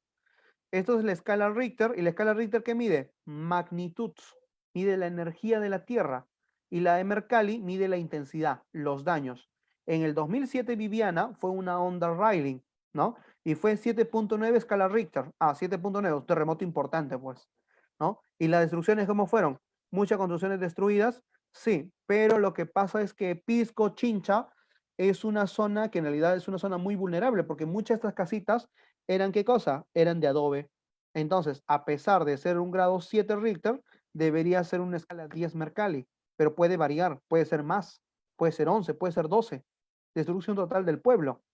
Profesor, entonces, ¿la Mercalli no depende de la Richter? No siempre.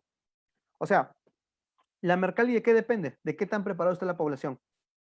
En Japón, 7 grados el año pasado, ¿sí? 7 grados en Japón. Daños, 0%. Cero daños. O sea, una Mercalli inofensiva, pero una Richter alta. A la semana ocurrió un terremoto en Arequipa. Sí, en Arequipa. ¿Y qué pasó? ¿Escala cuánto? 5. Todo el pueblo se cayó. Profe, ¿por qué? ¿Qué pasó? ¿Por cómo con 5 se va a caer? Lo que pasa es que era un pueblo hecho de quincha, de adobe, o sea, una zona de pueblo, y lastimosamente se cayó. En Japón, no, pues es una zona antisísmica, la población sabe comportarse en un sismo también. Profe, ¿y los sismos pueden quedarse en ondas P y S o siempre se tiene que dar Love for Rayleigh? Cuando tienen poca intensidad se pueden quedar solamente en P y en S. Por eso que a veces hay sismos que ocurrieron, pero tú no los sentiste. Solamente fueron detectados por quién? Fueron detectados por los sismógrafos. Mi casa era de 3 pisos, nos dice Renato Vivas. Sí, pues pasa. En el Perú la onda llega, bueno, como te digo, Pedro, no es que lleguen, sino que pueden darse uno o pueden darse el otro. Va a depender de qué, de la energía y del tipo del suelo. Esto se llama reporte sísmico. Es el reporte sísmico tomado del 26 de junio, es decir, del mes pasado. El 28 de junio fue tomado este reporte sísmico y mira, hora local es la hora que ocurrió en el Perú. La magnitud, esto es la escala Richter. Referencia, esto es el epicentro. Este es el lugar exacto del epicentro, sus coordenadas geográficas. Profundidad 150, esto se llama hipocentro. Y la intensidad, esta es la escala Mercalli, ¿ya? Escala Mercalli, hipocentro, coordenadas geográficas, epicentro, escala Richter, hora local y la fecha. ¿Sí? Así se le da un reporte sísmico, ya la próxima vez que veas. Y esto ocurrió en Ucayali, mira. Ya, listo. Ahora sí, chicos, podemos entrar a la otra parte geodinámica. Como te dije, tenemos que hacer las dos. Así que Si hasta acá, niños, hubiera preguntas, consultas, hacerlas.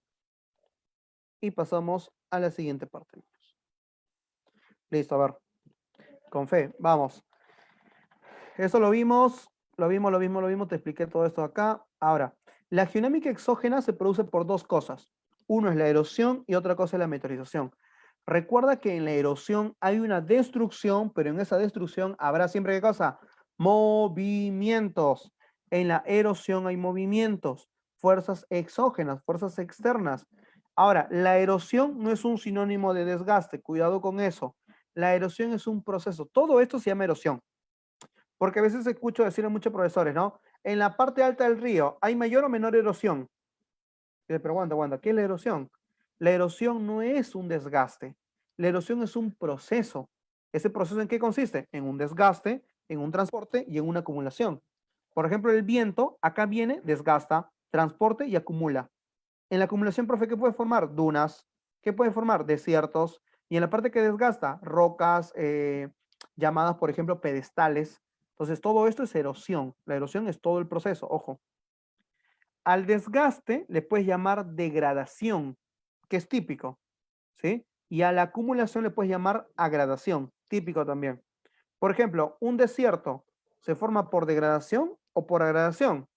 ¿Se va a formar por qué? Por agradación, por acumulación. Por ejemplo, una cascada, una catarata, se formará por agradación, por degradación.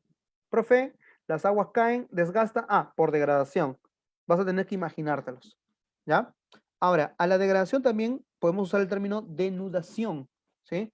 O también arranque, como lo usó San Marcos. San Marcos preguntó esto. Decía, cerca del litoral se producen las olas de traslación que generan modelamiento en el litoral, ¿no? Modelamiento en el litoral. Diga usted cuáles son las fases de la erosión. San Marcos, ¿qué dijo? Dijo arranque, transporte y sedimentación. O sea, lo que normalmente en academia diríamos, ¿qué cosa? Degradación, transporte y agradación. Entonces ahí hay una diferencia, ¿sí? Ahora, diferentes tipos de erosiones, fluviales, eólicas, pluviales, glaciares, ¿no? En la erosión fluvial siempre va a ser el río, como estas curvas. Mira estas curvas. A estas curvas se llaman meandros. Ya, muy bien. Entonces, a estos de acá se llaman meandros, ya, erosión fluvial. En la erosión eólica, quiero que veas, mira, hay una cantidad de vientos acá, ¿ya? Estos vientos, mira, profe, ¿por qué ha destruido la parte baja? ¿Y por qué no la parte alta? Lo que pasa, chicos, es que el viento trae pequeñas partículas, partículas muy pequeñitas. Pero recuerda que estas partículas van a ser, cuando son grandes, son pesadas, ¿cierto? Entonces las partículas están más abajo.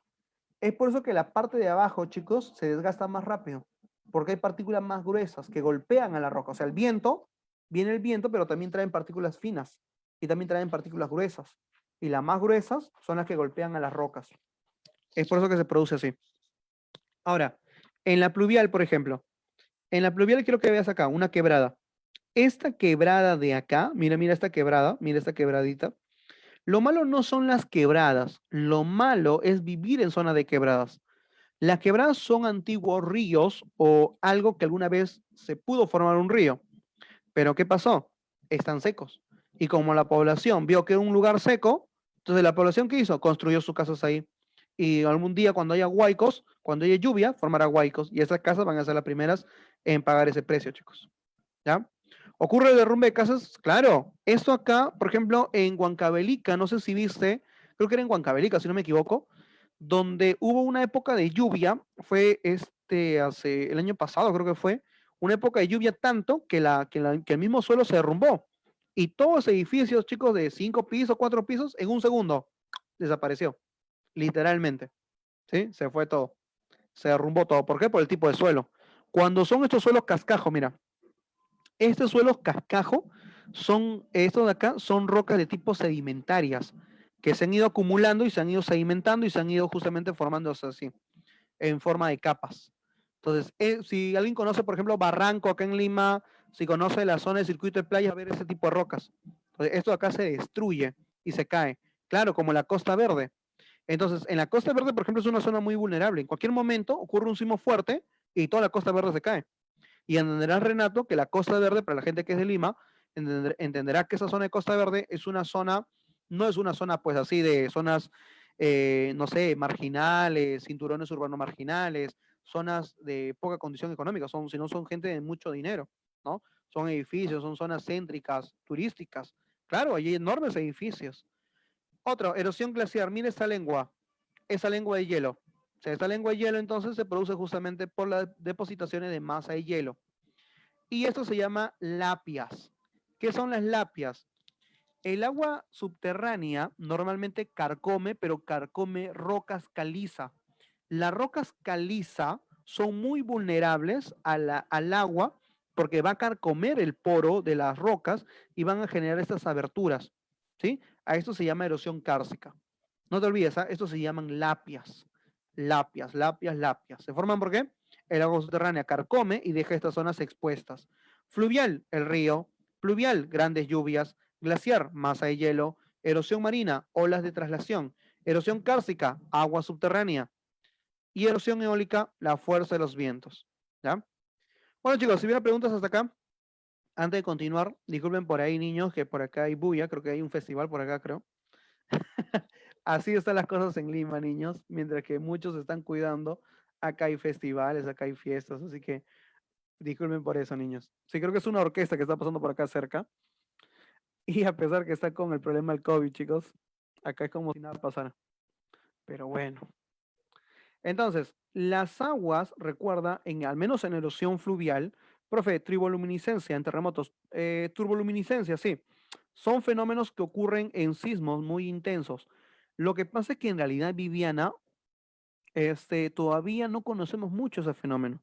Como son fenómenos que recién se están estudiando, pero por ahora lo que por teoría se conoce es que a veces, por ejemplo, chicos, hay rock, o sea, las placas tectónicas tienen minerales, pero muchos de estos minerales justamente al chocarse, al colisionarse, generan energía. Esa energía se refracta en la atmósfera y es por eso que a veces cuando hay terremotos en momentos muy tardes, plan de 7, 8 de la noche, por ejemplo, podemos encontrar qué cosa? Podemos encontrar entonces luces en el cielo, los luces de terremoto. Y a eso justamente se llama el fenómeno de turboluminiscencia. ¿Ya? Ahora, entonces, las aguas vienen en las partes altas desgastan demasiado, eso se llama degradación, y en las partes bajas no degradan, sino que agradan, acumulan, se llama agradación.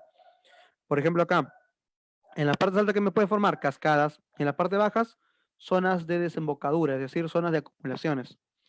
Ahora, el cauce del río no va a ser el mismo. En las partes altas, el cauce es más profundo y en las partes bajas, el cauce es más amplio, más abierto. No hay desgaste, sino hay acumulación. Por ejemplo, en el curso superior, ¿qué podemos encontrar? Cañones. Esto es un típico. Los cañones son paredes verticales que se forman así en el río, mira, así. Son paredes casi verticales. Son zonas muy erosionadas. Para eso, obviamente, al río le toma mucho trabajo. Estos se llaman cañones, cañones fluviales, se forman en la parte alta. Pero también podemos encontrar rápidos. Por ejemplo, tú que has ido a Lunahuaná, tú que has visitado por acá Cañete, en la provincia de Cañete hay una zona que se llama Lunahuaná y se producen esos terrenos así, como escalones. El río cae, cae, cae, cae, cae. Ah, muy bien, Renato. Estas zonas se forman por erosión diferencial. Palabra rara, mira, otra vez. ¿Qué es una erosión diferencial? Lo que pasa, chicos, que cuando hay erosión diferencial significa que que todo el terreno no se desgastó por lo mismo. O sea, si todo el terreno se hubiera desgastado por lo mismo, ¿qué hubiera pasado? Hubiera pasado entonces que tuviera una dirección uniforme. Pero acá una zona se desgastó más, otra zona menos, otra zona más, otra zona menos. ¿Por qué algunas zonas se desgastaron más? Se desgastaron más porque es de arena. Entonces el río desgastó con mucha fuerza. En cambio hay zonas que son de roca. Entonces ahí no se desgastó mucho. Entonces, esta erosión diferencial se produjo justamente por los tipos de suelos que hay acá. Se llaman rápidos, como el de Lunahuaná. Claro, acá se da el famoso canotaje, ¿no? Pasó en canoa, claro, muy bien. Y también tenemos a las cataratas. La diferencia entre una catarata y una cascada es en que las cataratas poseen mayor volumen de agua y son mucho más altas, a diferencia de las cascadas, que son más chiquitas, son más pequeñas. ¿Ya? Diferencias, las tres son por degradación. Las cataratas, los rápidos y los cañones es por degradación. Ahí está. Sí, también el caudal significa el volumen del agua. Por ejemplo, quiero que veas este valle ahora. Este valle es una zona hueca, por eso se le dice valle, pero es una forma en, mira, como una V, como una V. Por eso se llaman valles en forma de V. O lo que en Perú decimos valles interandinos. El Valle Mantaro, por ejemplo, tiene esta forma también, ¿no? También, por ejemplo, las terrazas. Esas son típicas de la selva. Están mucho en la zona de la selva. Por ejemplo, el río antes estaba en la parte de acá. Imagínate, pero el río cada vez hizo un mayor hueco. Hizo un hueco en su cauce. Pero el río cuando se desbordaba dejaba sedimentos acá. El río sigue su cauce, pero ahora se desborda y deja sedimentos más abajo. El río sigue su cauce y ahora deja sedimentos más abajo. Entonces, ¿qué es una terraza? Una terraza son estos de acá, mira, estos escalones. Estos escalones que están acá se llaman terrazas. ¿Y se ha formado por qué? Por acumulación de sedimentos. Y como tienen muchos sedimentos, van a ser lugares muy productivos. Entonces, las terrazas fluviales, típico de la selva, se producen por acumulación. ¿Ya? La terraza es esta parte escalonada, ojo con eso. Estos se llaman conos aluviales o abanicos aluviales.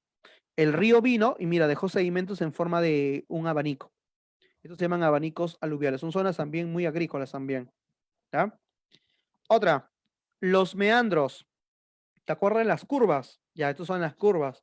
Pero cuidado con estas curvas, niños. Tienes que tener mucho cuidado con estas curvas.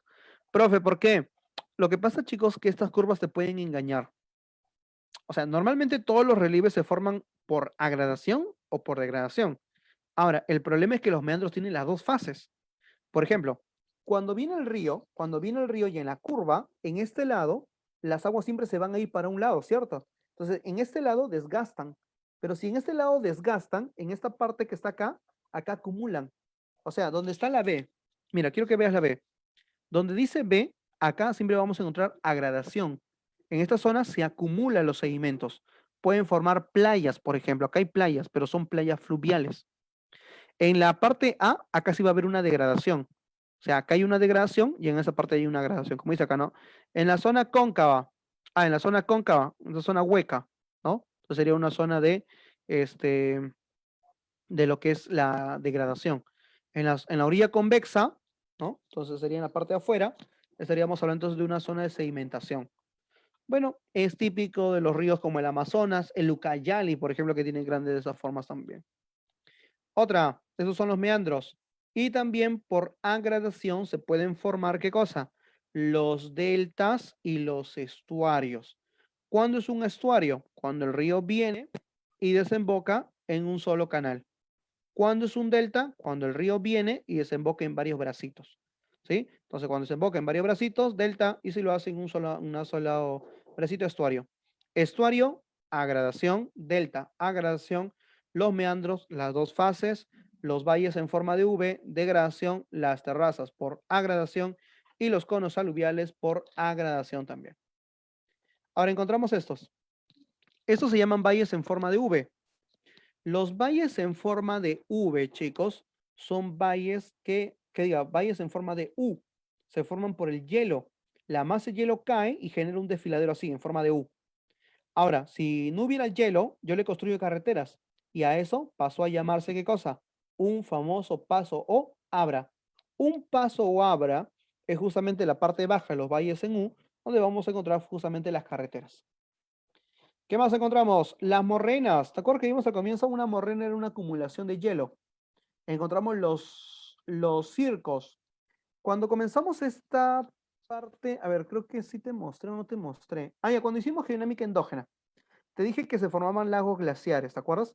La masa de hielo caía y formaba un hueco como una olla. Ya, esa olla se llama circo glaciar. Ahí algún día se va a formar un lago glaciar. Los circos son estos huecos de acá. Las morrenas es esta acumulación de hielo. Pero los HOR, ¿qué son los HOR? Los HOR es la parte alta de los circos. O sea, tienes un círculo glaciar acá, un círculo glaciar acá, y la parte más alta se llama HOR. Las puntas de las montañas se llaman aristas. Ahí está. Y también encontramos a los drumlins. ¿Qué son los drumlins? Los drumlins también son acumulaciones de hielo, sino que no lo hacen de manera de una lengua alargada, sino lo hacen en forma de una ballena. así se le llama. Ballena, domo o una duna, pero de hielo. Cuando la duna es de hielo, a eso se llama drumlins. Cuando el hielo se forma en forma de lengua, se llaman morrenas. Morrenas y drumlins por agradación. Circoglaciares por degradación. Los pasos o abras o valles en U por degradación. Y también encontramos a los escar. Estos se llaman escar. Los escar también se forman por abrasión de hielo, solo que se compactan y generan justamente como estas zonas, mira, alargadas, ¿no? Son como los drumlins, solo que no tienen forma de ballena, sino que son alargadas, como esta parte acá. Así. En países como por ejemplo Noruega, Finlandia, son típicos estos relieves. En Perú no he visto, la verdad, no he visto ningún estudio de escar, al menos acá en territorio nacional, pero son típicos de países con mucha latitud, es decir, muy lejos del Ecuador. Esto es a ver, mira por acá, masa de hielo. La masa de hielo genera un peso. Ese peso me destruye la costa y va haciendo un hueco. Al pasar el tiempo, el agua se evapora y solamente queda hielo en las partes más altas. Pero se forma un hueco que llegó al nivel del mar. Entonces vamos a encontrar que el nivel del mar se mete y también la masa de hielo se desliza y en esos huecos vamos a encontrar la acumulación de agua salada y de agua dulce. Cuando eso pasa, a esto se llama fiordo. ¿Qué es un fiordo, profe? Un fiordo es un hueco donde se ha formado, ¿por qué? Por degradación glaciar. ¿Y qué hay? Acumulación de agua salada por parte del mar y de agua dulce por la parte del hielo. Entonces, ¿hay costas que tienen hielo? Claro.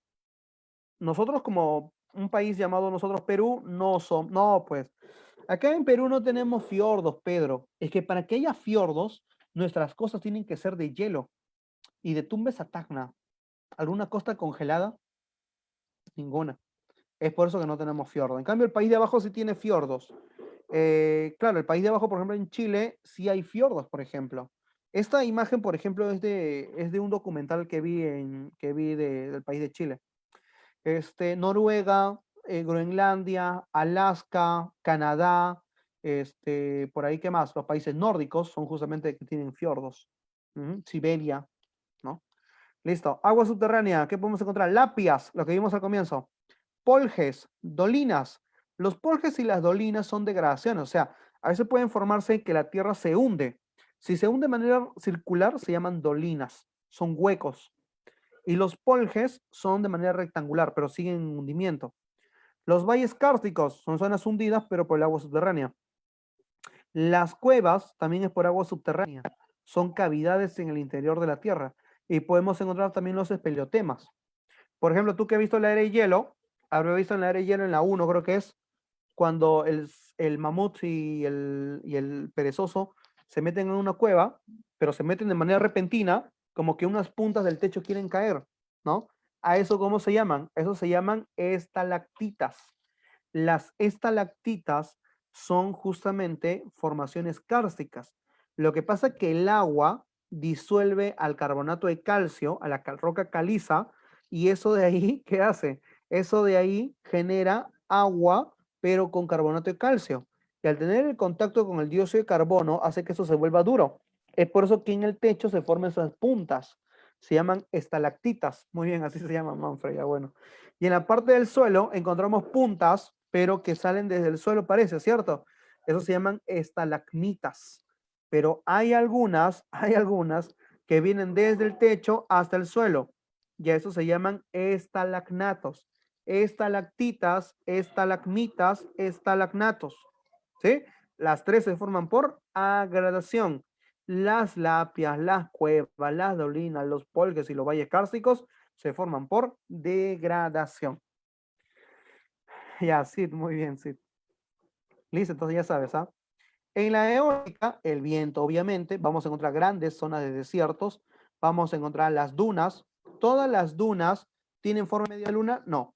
Hay dunas que también tienen forma parabólica, forma de estrellas, dunas longitudinales, dunas transversales, y va a depender de la forma de los vientos. Encontramos también, por ejemplo, a los ER.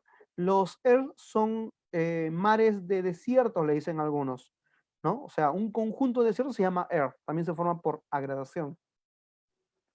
Cuando tú veas desiertos amarillos, por así decirlos, o suelos muy amarillentos, significa que tiene limo concentrado. Este limo también es nutritivo, ¿ah? Es una roca sedimentaria. Y a esto se llama loess. Un loess es un tipo de desierto amarillento, que lo podemos encontrar mucho en países asiáticos. En Perú no he visto la verdad, pero en países asiáticos sí que hay. Esto acá se llama pedestal. Los pedestales se forman por dos procesos, examen de emisión 1 y examen de emisión San Marcos. Se forman por meteorización, pero principalmente se forman por vientos. Los vientos han hecho este relieve. Es una roca enorme, ojo, es una roca grandota. Y el viento formó cualquier cosa. Solo que a veces en tu imaginación puedes darle que como que tiene la forma de algo, ¿cierto? Esto se encuentra en el bosque rocoso de Guayay. Pregunta, ¿qué forma crees que tenga? ¿O qué forma crees tú que es la que tiene? En el bosque rocoso de Guayay, bosque rocoso más alto y extenso del mundo, podemos encontrar en una meseta, justamente en la meseta de Junín, podemos encontrar este tipo de relieves y se llama, y se llama el saludo del oso. Es un oso que te está saludando. Tiene como las patas levantadas delanteras y paradas en las patas traseras mirando hacia arriba. En Pasco, esto se encuentra en Pasco. Eso se llama el saludo del oso. Eso le llaman la alpaca que come, ¿no? Tienen acá un pedestal en forma de alpaca. Son rocas muy grandotas, como te digo. Puedes ver acá. A esto se llama el famoso caracol. No sé si ves ahí el caracol, ¿no? Su cachito, cachitos, cabecita y el caparazón hacia atrás. Y esta roca de acá, hay muchas, hay un montón de galerías, hay un montón de esto. Algún día cuando hagamos áreas naturales protegidas, quizás lo hagamos. Eso acá se llama el beso de los novios. El beso de los novios justamente se produce y eso se llaman pedestales.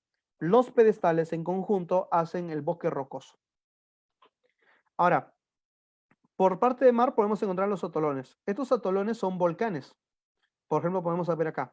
Podemos ver al volcán, imagínate, a volar tu imaginación, sale el magma, se solidifica alrededor, ¿no? Y estas zonas se llaman atolones. Lo que tú estás viendo ahorita justamente son los bordes del magma que salió desde el interior de la Tierra. El volcán sería acá al medio, ¿no? Se llaman atolones, se forman por agradación marina, porque hay acumulación de sedimentos. Eso lo veo en el Caribe. Sí, hay zonas del Caribe, zonas del Pacífico también, pero principalmente en la zona del Pacífico en Asia. En Perú no hay esto acá. Plataformas. Por ejemplo, el mar se mete, mira, hay un hueco, hay un hueco. A este hueco se llama plataforma de abrasión. Las plataformas de abrasión en la parte subterránea del mar, donde vamos a encontrar justamente una zona de desgaste. Acá podemos encontrar un montón de cosas. Farañones, este continente acá. Antes esto era un solo continente, pero se cayó todo esto. Lo que quedó acá se llama Farañón, es lo que quedó del continente. También podemos encontrar a los golfos. ¿Qué son los golfos? Huecos enormes. Mira este huecazo grandote acá. Estos huecazos se llaman golfos. Cuando los huecos son medianos se llaman bahías. Cuando los huecos son chiquititos, caletas. Ya sabes, caleta nomás. O ensenada. Si tú ves algo que está saliendo hacia el mar, se llaman salientes. Si la saliente es grandota, península. Si la saliente es mediana, punta. Y si es chiquitita, cabo. Ahora, un archipiélago, un conjunto de islas, ¿no? Ahora, un istmo es esta parte acá. Esto es un istmo, ¿está? Pero en este istmo se pueden formar, por ejemplo, tómbolos. ¿Qué son los tómbolos? Es arena, arena que se acumula por los dos lados del istmo. Y las playas son acumulaciones de arena en el mar. Puede ser en el mar, pero puede ser en el río también, porque hay playas fluviales. Así como también hay playas lacustres. Hay lagos que tienen playas, como Bolivia, por ejemplo, que tiene playa. Otro pluvial. En lo pluvial podemos encontrar quebradas típicas, conos deyectivos por agradación, los conos deyectivos, y las quebradas por degradación. Esto vino en el examen de admisión San Marcos hace poco, y estos se llaman cárcavas. El agua de las lluvias cae y generan tipo lapias, ¿no? ¿Te parecen las lapias, no? Pero desgastan por acá, mira, y forman así como una parte muy venosa.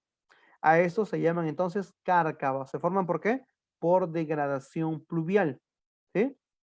Y la meteorización recuerda que es una destrucción in situ. ¿Qué significa? Que es una destrucción en su propio lugar. Puede ser química o puede ser física. Cuando es química es porque ha habido una descomposición. ¿Y cuando es física? Cuando hay una desintegración. Una desintegración no es lo mismo que una descomposición. En una descomposición hay un cambio mineralógico de la roca y en una desintegración simplemente es un cambio físico de la roca. Ahí está la diferencia. Ahora, la roca puede cambiar por muchas cosas. Uno puede ser por el termoclastismo. ¿Cómo es eso? Imagínate, tienes una roca y esta roquita acá, cuando hace mucho calor, ¿qué pasa? Cuando hace mucho calor, la roca se expande, pero cuando hace mucho frío, la roca se contrae. La roca no va a aguantar eso de ahí, ¿y qué va a pasar con la roca? Se va a agrietar, se va a romper por los cambios de temperatura. Cuando hay cambio de temperatura, a eso se llama termoclastismo. Y ocurre porque en el día hace mucho calor y en la noche hace mucho frío. ¿Dónde pasa eso? En las altas montañas y en los desiertos, como el desierto del Sahara. El crioclastismo es todo lo contrario. Tienes a la roca, ahora se mete el agua por la roca, se congela el agua y dentro de la roca se forma como cuñas, como puntas, pero no es solamente agua, sino que es hielo. Ese hielo, ¿qué pasa? Ese hielo se congela y termina abultando la masa del volumen de la roca y termina rompiéndola. Se llama crioclastismo o en algunos libros también con el nombre de gelifracción. Mira esta roca, muchos huequitos. ¿Alguna vez has ido a la playa y has visto estas rocas con huecos? ¿No? Si tú agarras tu lengua, por ejemplo, y le metes acá un lenguazo, o sea, metes tu lengua en este huequito de acá, vas a notar, no, tranquilo, acá, y vas a meter tu lengua en este hueco y vas a notar que es salado. Profe, ¿y por qué es salado? Porque justamente tiene sal, pues. Eso se llama aloclastismo, ¿sí? Cuando en la universidad, si alguno de ustedes va a estudiar ciencias geológicas, chicos, o geología, geografía, alguna ciencia sobre la Tierra, puede ser que tu profe de geología te haga probar rocas, ¿sí? Profe, ¿cómo es eso? Lo que pasa es que el mar cuando viene golpea la roca, moja la roca, el agua se evapora, ¿qué deja? Sales. ¿Esas sales qué hace? Carcome a la roca y se va formando este hueco. Esos huecos se forman por sales, la salinidad. Acá en la costa, por ejemplo, es bien difícil construir porque acá hay algo llamado salitre. Si alguno de ustedes ha construido su casa o ha ayudado a construir la casa, entenderá de que a veces el obrero o el albañil habla de eso, ¿no? No, qué mal ya, Wilmer. No sé si has escuchado, no, oye, el salitre, hay que echarle antisalitre, dicen, ¿no? ¿Por qué? Porque estos suelos son muy arenosos, pues son muy arenosos con sales y la sal carcome las rocas, por eso que se produce el aloclastismo. O sea, el maestro de obra sin saber te está hablando de aloclastismo. O sea, no sabe ni a qué se refiere, pero es algo más o menos a lo que voy. Oye, está loco. Sí, mucho encierro. Otro se llama el bioclastismo. ¿Cómo es eso? De repente alguna vez niño, cuando eres libre, podías salir de repente con tu amiga, con tu enamorada, qué sé yo, por ahí, lo que tengas de lonche. Pero no sé si has notado que a veces las veredas en los parques están rotas o están desniveladas, o ves una raíz enorme de un árbol en la mitad de la vereda, ¿no? Y toda la vereda ahí toda quebrada. Eso se llama bioclastismo. Los árboles también generan ¿qué cosa? Que sus raíces sean muy profundas y cada vez que pasa va acumulando mayor masa, pero cuando se topan con las rocas se meten entre las dos y la destruyen. Y eso se llama bioclastismo, una destrucción de la roca, pero por raíces de árboles. Imagínate, mira, no importa qué tan grandes sean las rocas, igual alguien se va a meter entre los dos, o entre las dos, no sé cómo quieras decirla. Se mete entre las dos y la separa, ¿no? Lo que te pasó, ya, algo parecido. Pero esto se llama bioclastismo, destrucción de las rocas por raíces de árboles. Sales aloclastismo, cuando hay temperaturas muy bajas como las heladas, crioclastismo. Y cuando hay cambio de temperatura muy drásticos, termoclastismo. Pero las cuatro son físicas. En las químicas, y esto ya viene en San Marcos, podemos encontrar unos suelos que a veces son muy rojos. Estos suelos rojizos de color pardo, un rojizo parduzco, a eso se denomina oxidación. El oxígeno estuvo en la humedad y empezó a justamente oxidar a la roca. Una roca se puede oxidar, chicos. Y se oxida porque hay una gran cantidad de ¿qué? Una gran cantidad de humedad. Así es. Esto se llama deshidratación. Pasa mucho en la selva. O de repente a veces mamá, cuando mamá está regando la vereda, como si algo va a crecer ahí en la vereda, ¿no? Después de un tiempo, el suelo que está al costadito de la vereda se vuelve duro. Se volvió barro y después se endureció, se volvió duro. Entonces, esas rocas se cuartean, ese suelo se cuartea.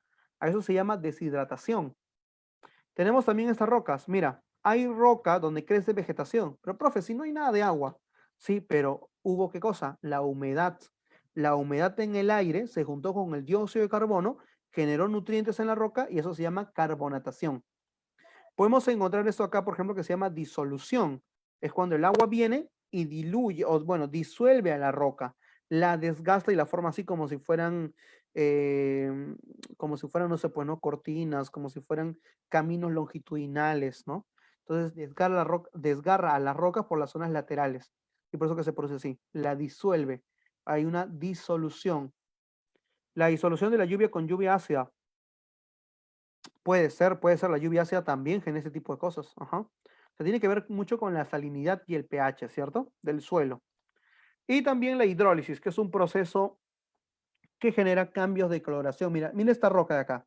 Esta roca ya no es roja, ya no tiene vegetación, sino se ha vuelto así.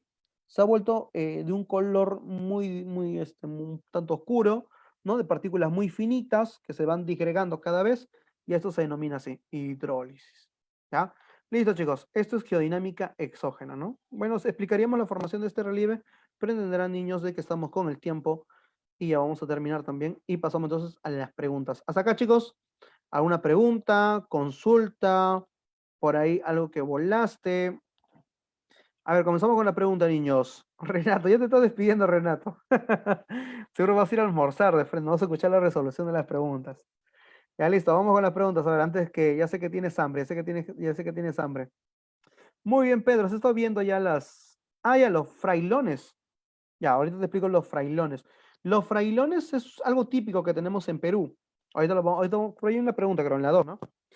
Al hacer un viaje a la Amazonía de nuestro país, notar la presencia de grutas en la parte alta, dentro de ella la presencia de estalactitas y estalagmitas. Si se desea saber qué proceso exógeno han intervenido, ¿sería erosión kárstica? Sí, de hecho, la uno sí está.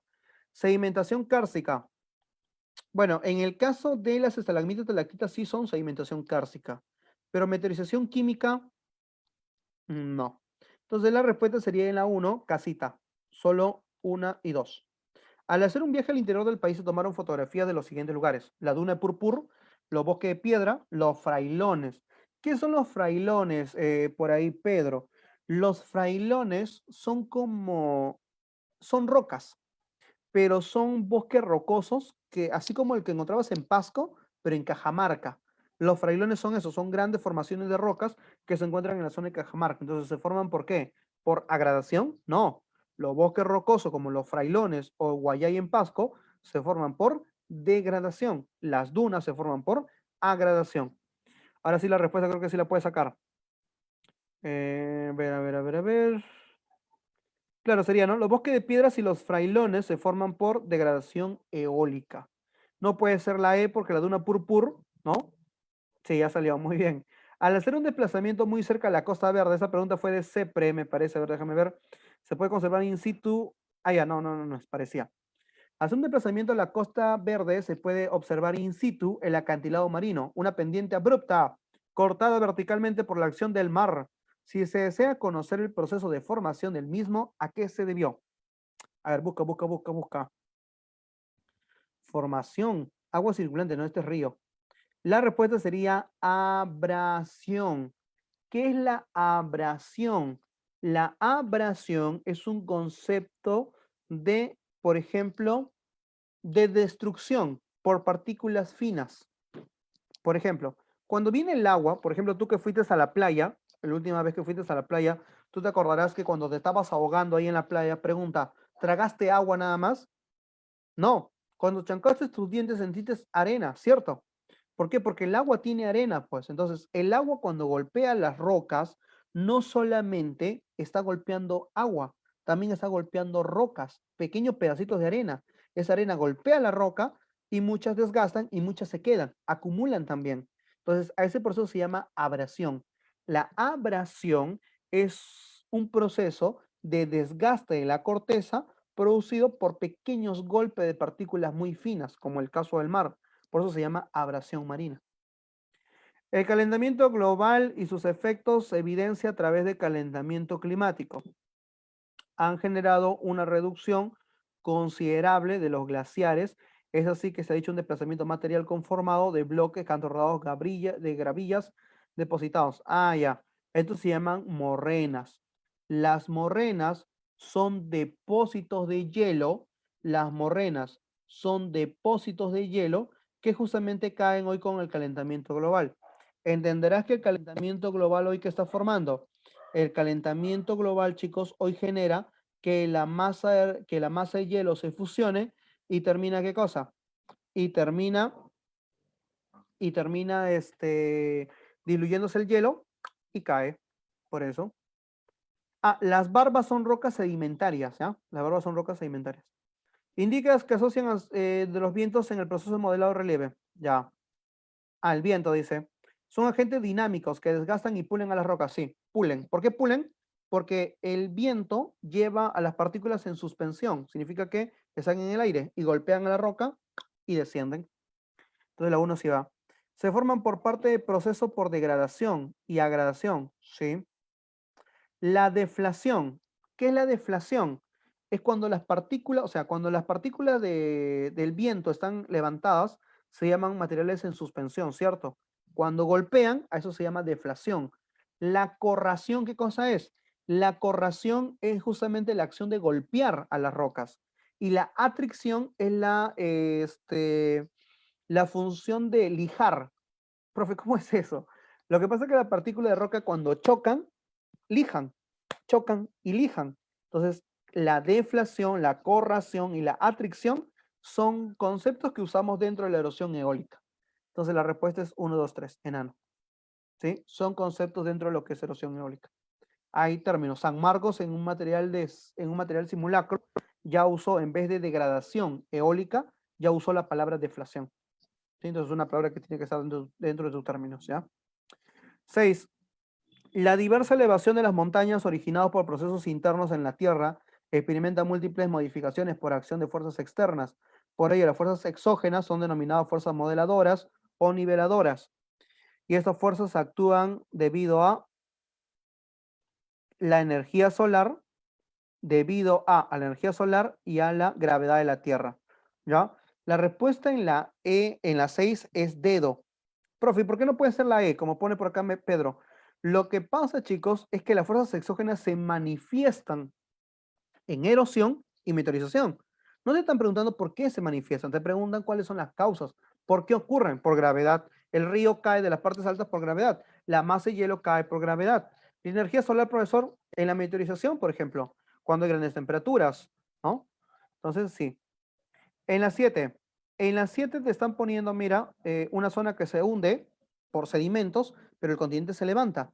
A ese hundimiento y levantamiento al mismo tiempo, en la corteza de eso se llama isostasia.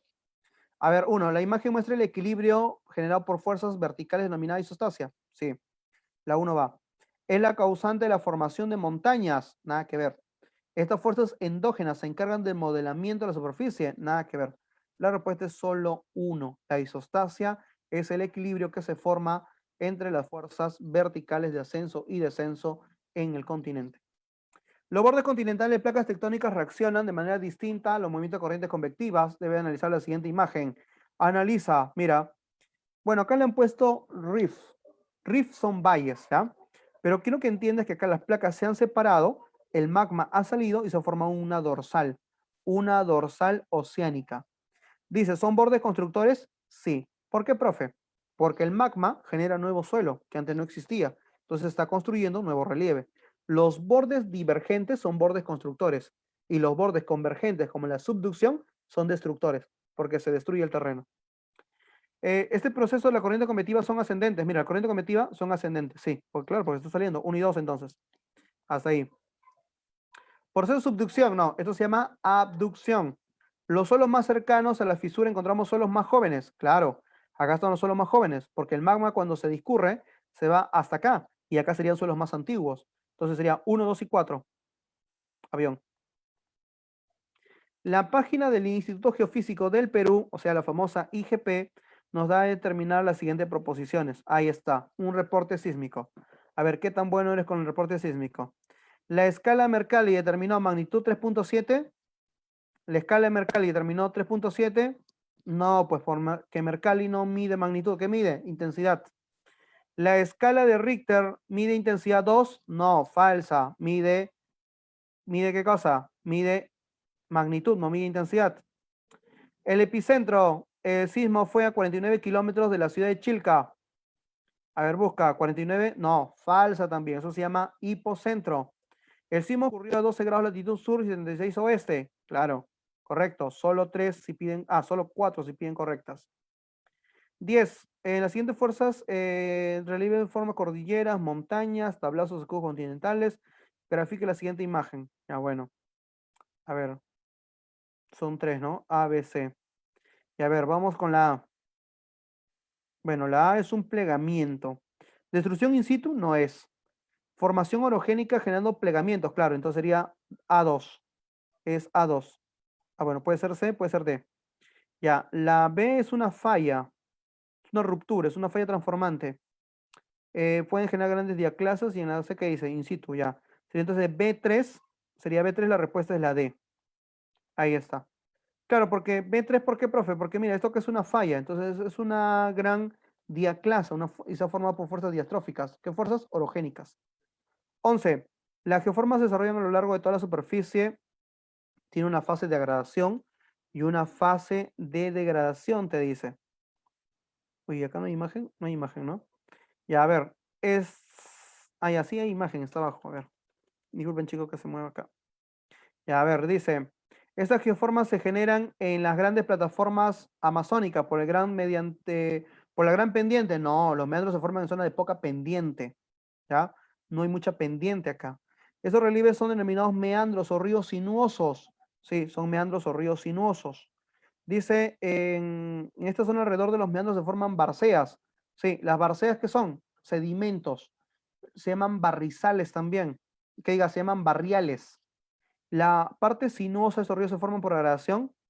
No, lo vimos hace rato, ¿no? Era por degradación. La respuesta sería 2 y 3. La geodinámica exógena, conjunto de fuerzas modelan la superficie a través de procesos erosivos y también in situ, o sea, erosión y meteorización. La principal diferencia generado por los factores geográficos, o sea, los exógenos, marque lo correcto. La denudación es una fase de erosión por sedimentación. No, falsaza. Ya puede ser B, puede ser C. Los cañones se forman por agradación marina. No, falsaza. La humedad principal, muy bien, entonces la respuesta es la B. La humedad es el principal factor, chicos, para la meteorización. ¿Ya? Cañones fluviales. A ver, en los cañones, veamos a ver qué nos ponen. A ver, déjame bajarlo por acá. Chun, chun, chun, chun. Ya, a ver, en la A, son zonas cóncavas formadas por ablación glaciar. Zonas cóncavas formadas por ablación glaciar. Ya, bueno, zonas huecas, ¿no? Fiordos. 3A entonces. Puede ser esa, a ver, ¿qué dice la D? Ya, bueno. 1B sería entonces, curso superior de los ríos, muy bien. 12, morrenas. Ya no hay otra. La respuesta es la A. Ahí está, chicos, avioncito. Solo es reconocer. Profe, ¿cómo memorizo tantos relieves? No memorice, niño. Lo bueno de las PPTs, de las clases acá virtuales, es que tú tienes las fotos ahí en PDF. Entonces, ahora trata de imaginar cómo se formaron y trata de coincidir entonces. Claro, muy bien, en una dice. Muy bien. En relación a la geonámica exógena de las siguientes proposiciones, escriba verdadero o falso. ¿La variación de la temperatura favorece la meteorización física en las rocas? Sí. Termoclasismo, verdadero. Chau D. Chau C. Dice ahora, ¿el tómbolo es un relieve sedimentario de manera de istmo? Sí. Entonces, chau B. Dice, los bosques rocosos son producidos por acción de los vientos. Claro, por acción de los vientos, verdadero. Y la respuesta sería entonces avioncito. Y en la 15 dice, determina el valor de verdad o falsedad de la meteorización química. Proceso de transporte y depositación. No, ya fue, ya. Chao C, chao A. Listo. La descomposición de los minerales. Sí, dije que una cosa era descomposición y otra cosa era desintegración. La 2 iba entonces. Entonces sería falso. Bueno, a ver, no sé qué estoy haciendo yo. Falso, verdadero. Hasta acá falso, verdadero, ¿cierto? Ya puede ser cualquiera de las dos entonces. Resulta ser más intensa en ambientes húmedos que secos. Sí, verdadero. ¿Consiste en la fragmentación in situ? No, falso, porque estamos hablando de meteorización química, no física. Por eso la respuesta sería entonces, chicos, la D. Y bueno, niños, eso ha sido entonces las claves de esta semana número 2, tema geodinámica. La próxima semana el tema es climas del Perú. Así que mantente atento, estudia bastante tiempo y clima. Repasa por ahí, pide a tu compañero el semianual. Justamente hoy día hemos hecho con los chicos el semianual tiempo y clima. Si puedes estudiar, bacán. para que no vueles la próxima semana, que es el tema que más viene en San Marcos. Así que chicos, profe, las demás, ¿qué demás? Solo son 15 nomás. Listo chicos, nos vemos entonces hasta la siguiente semana. Cuídense niños.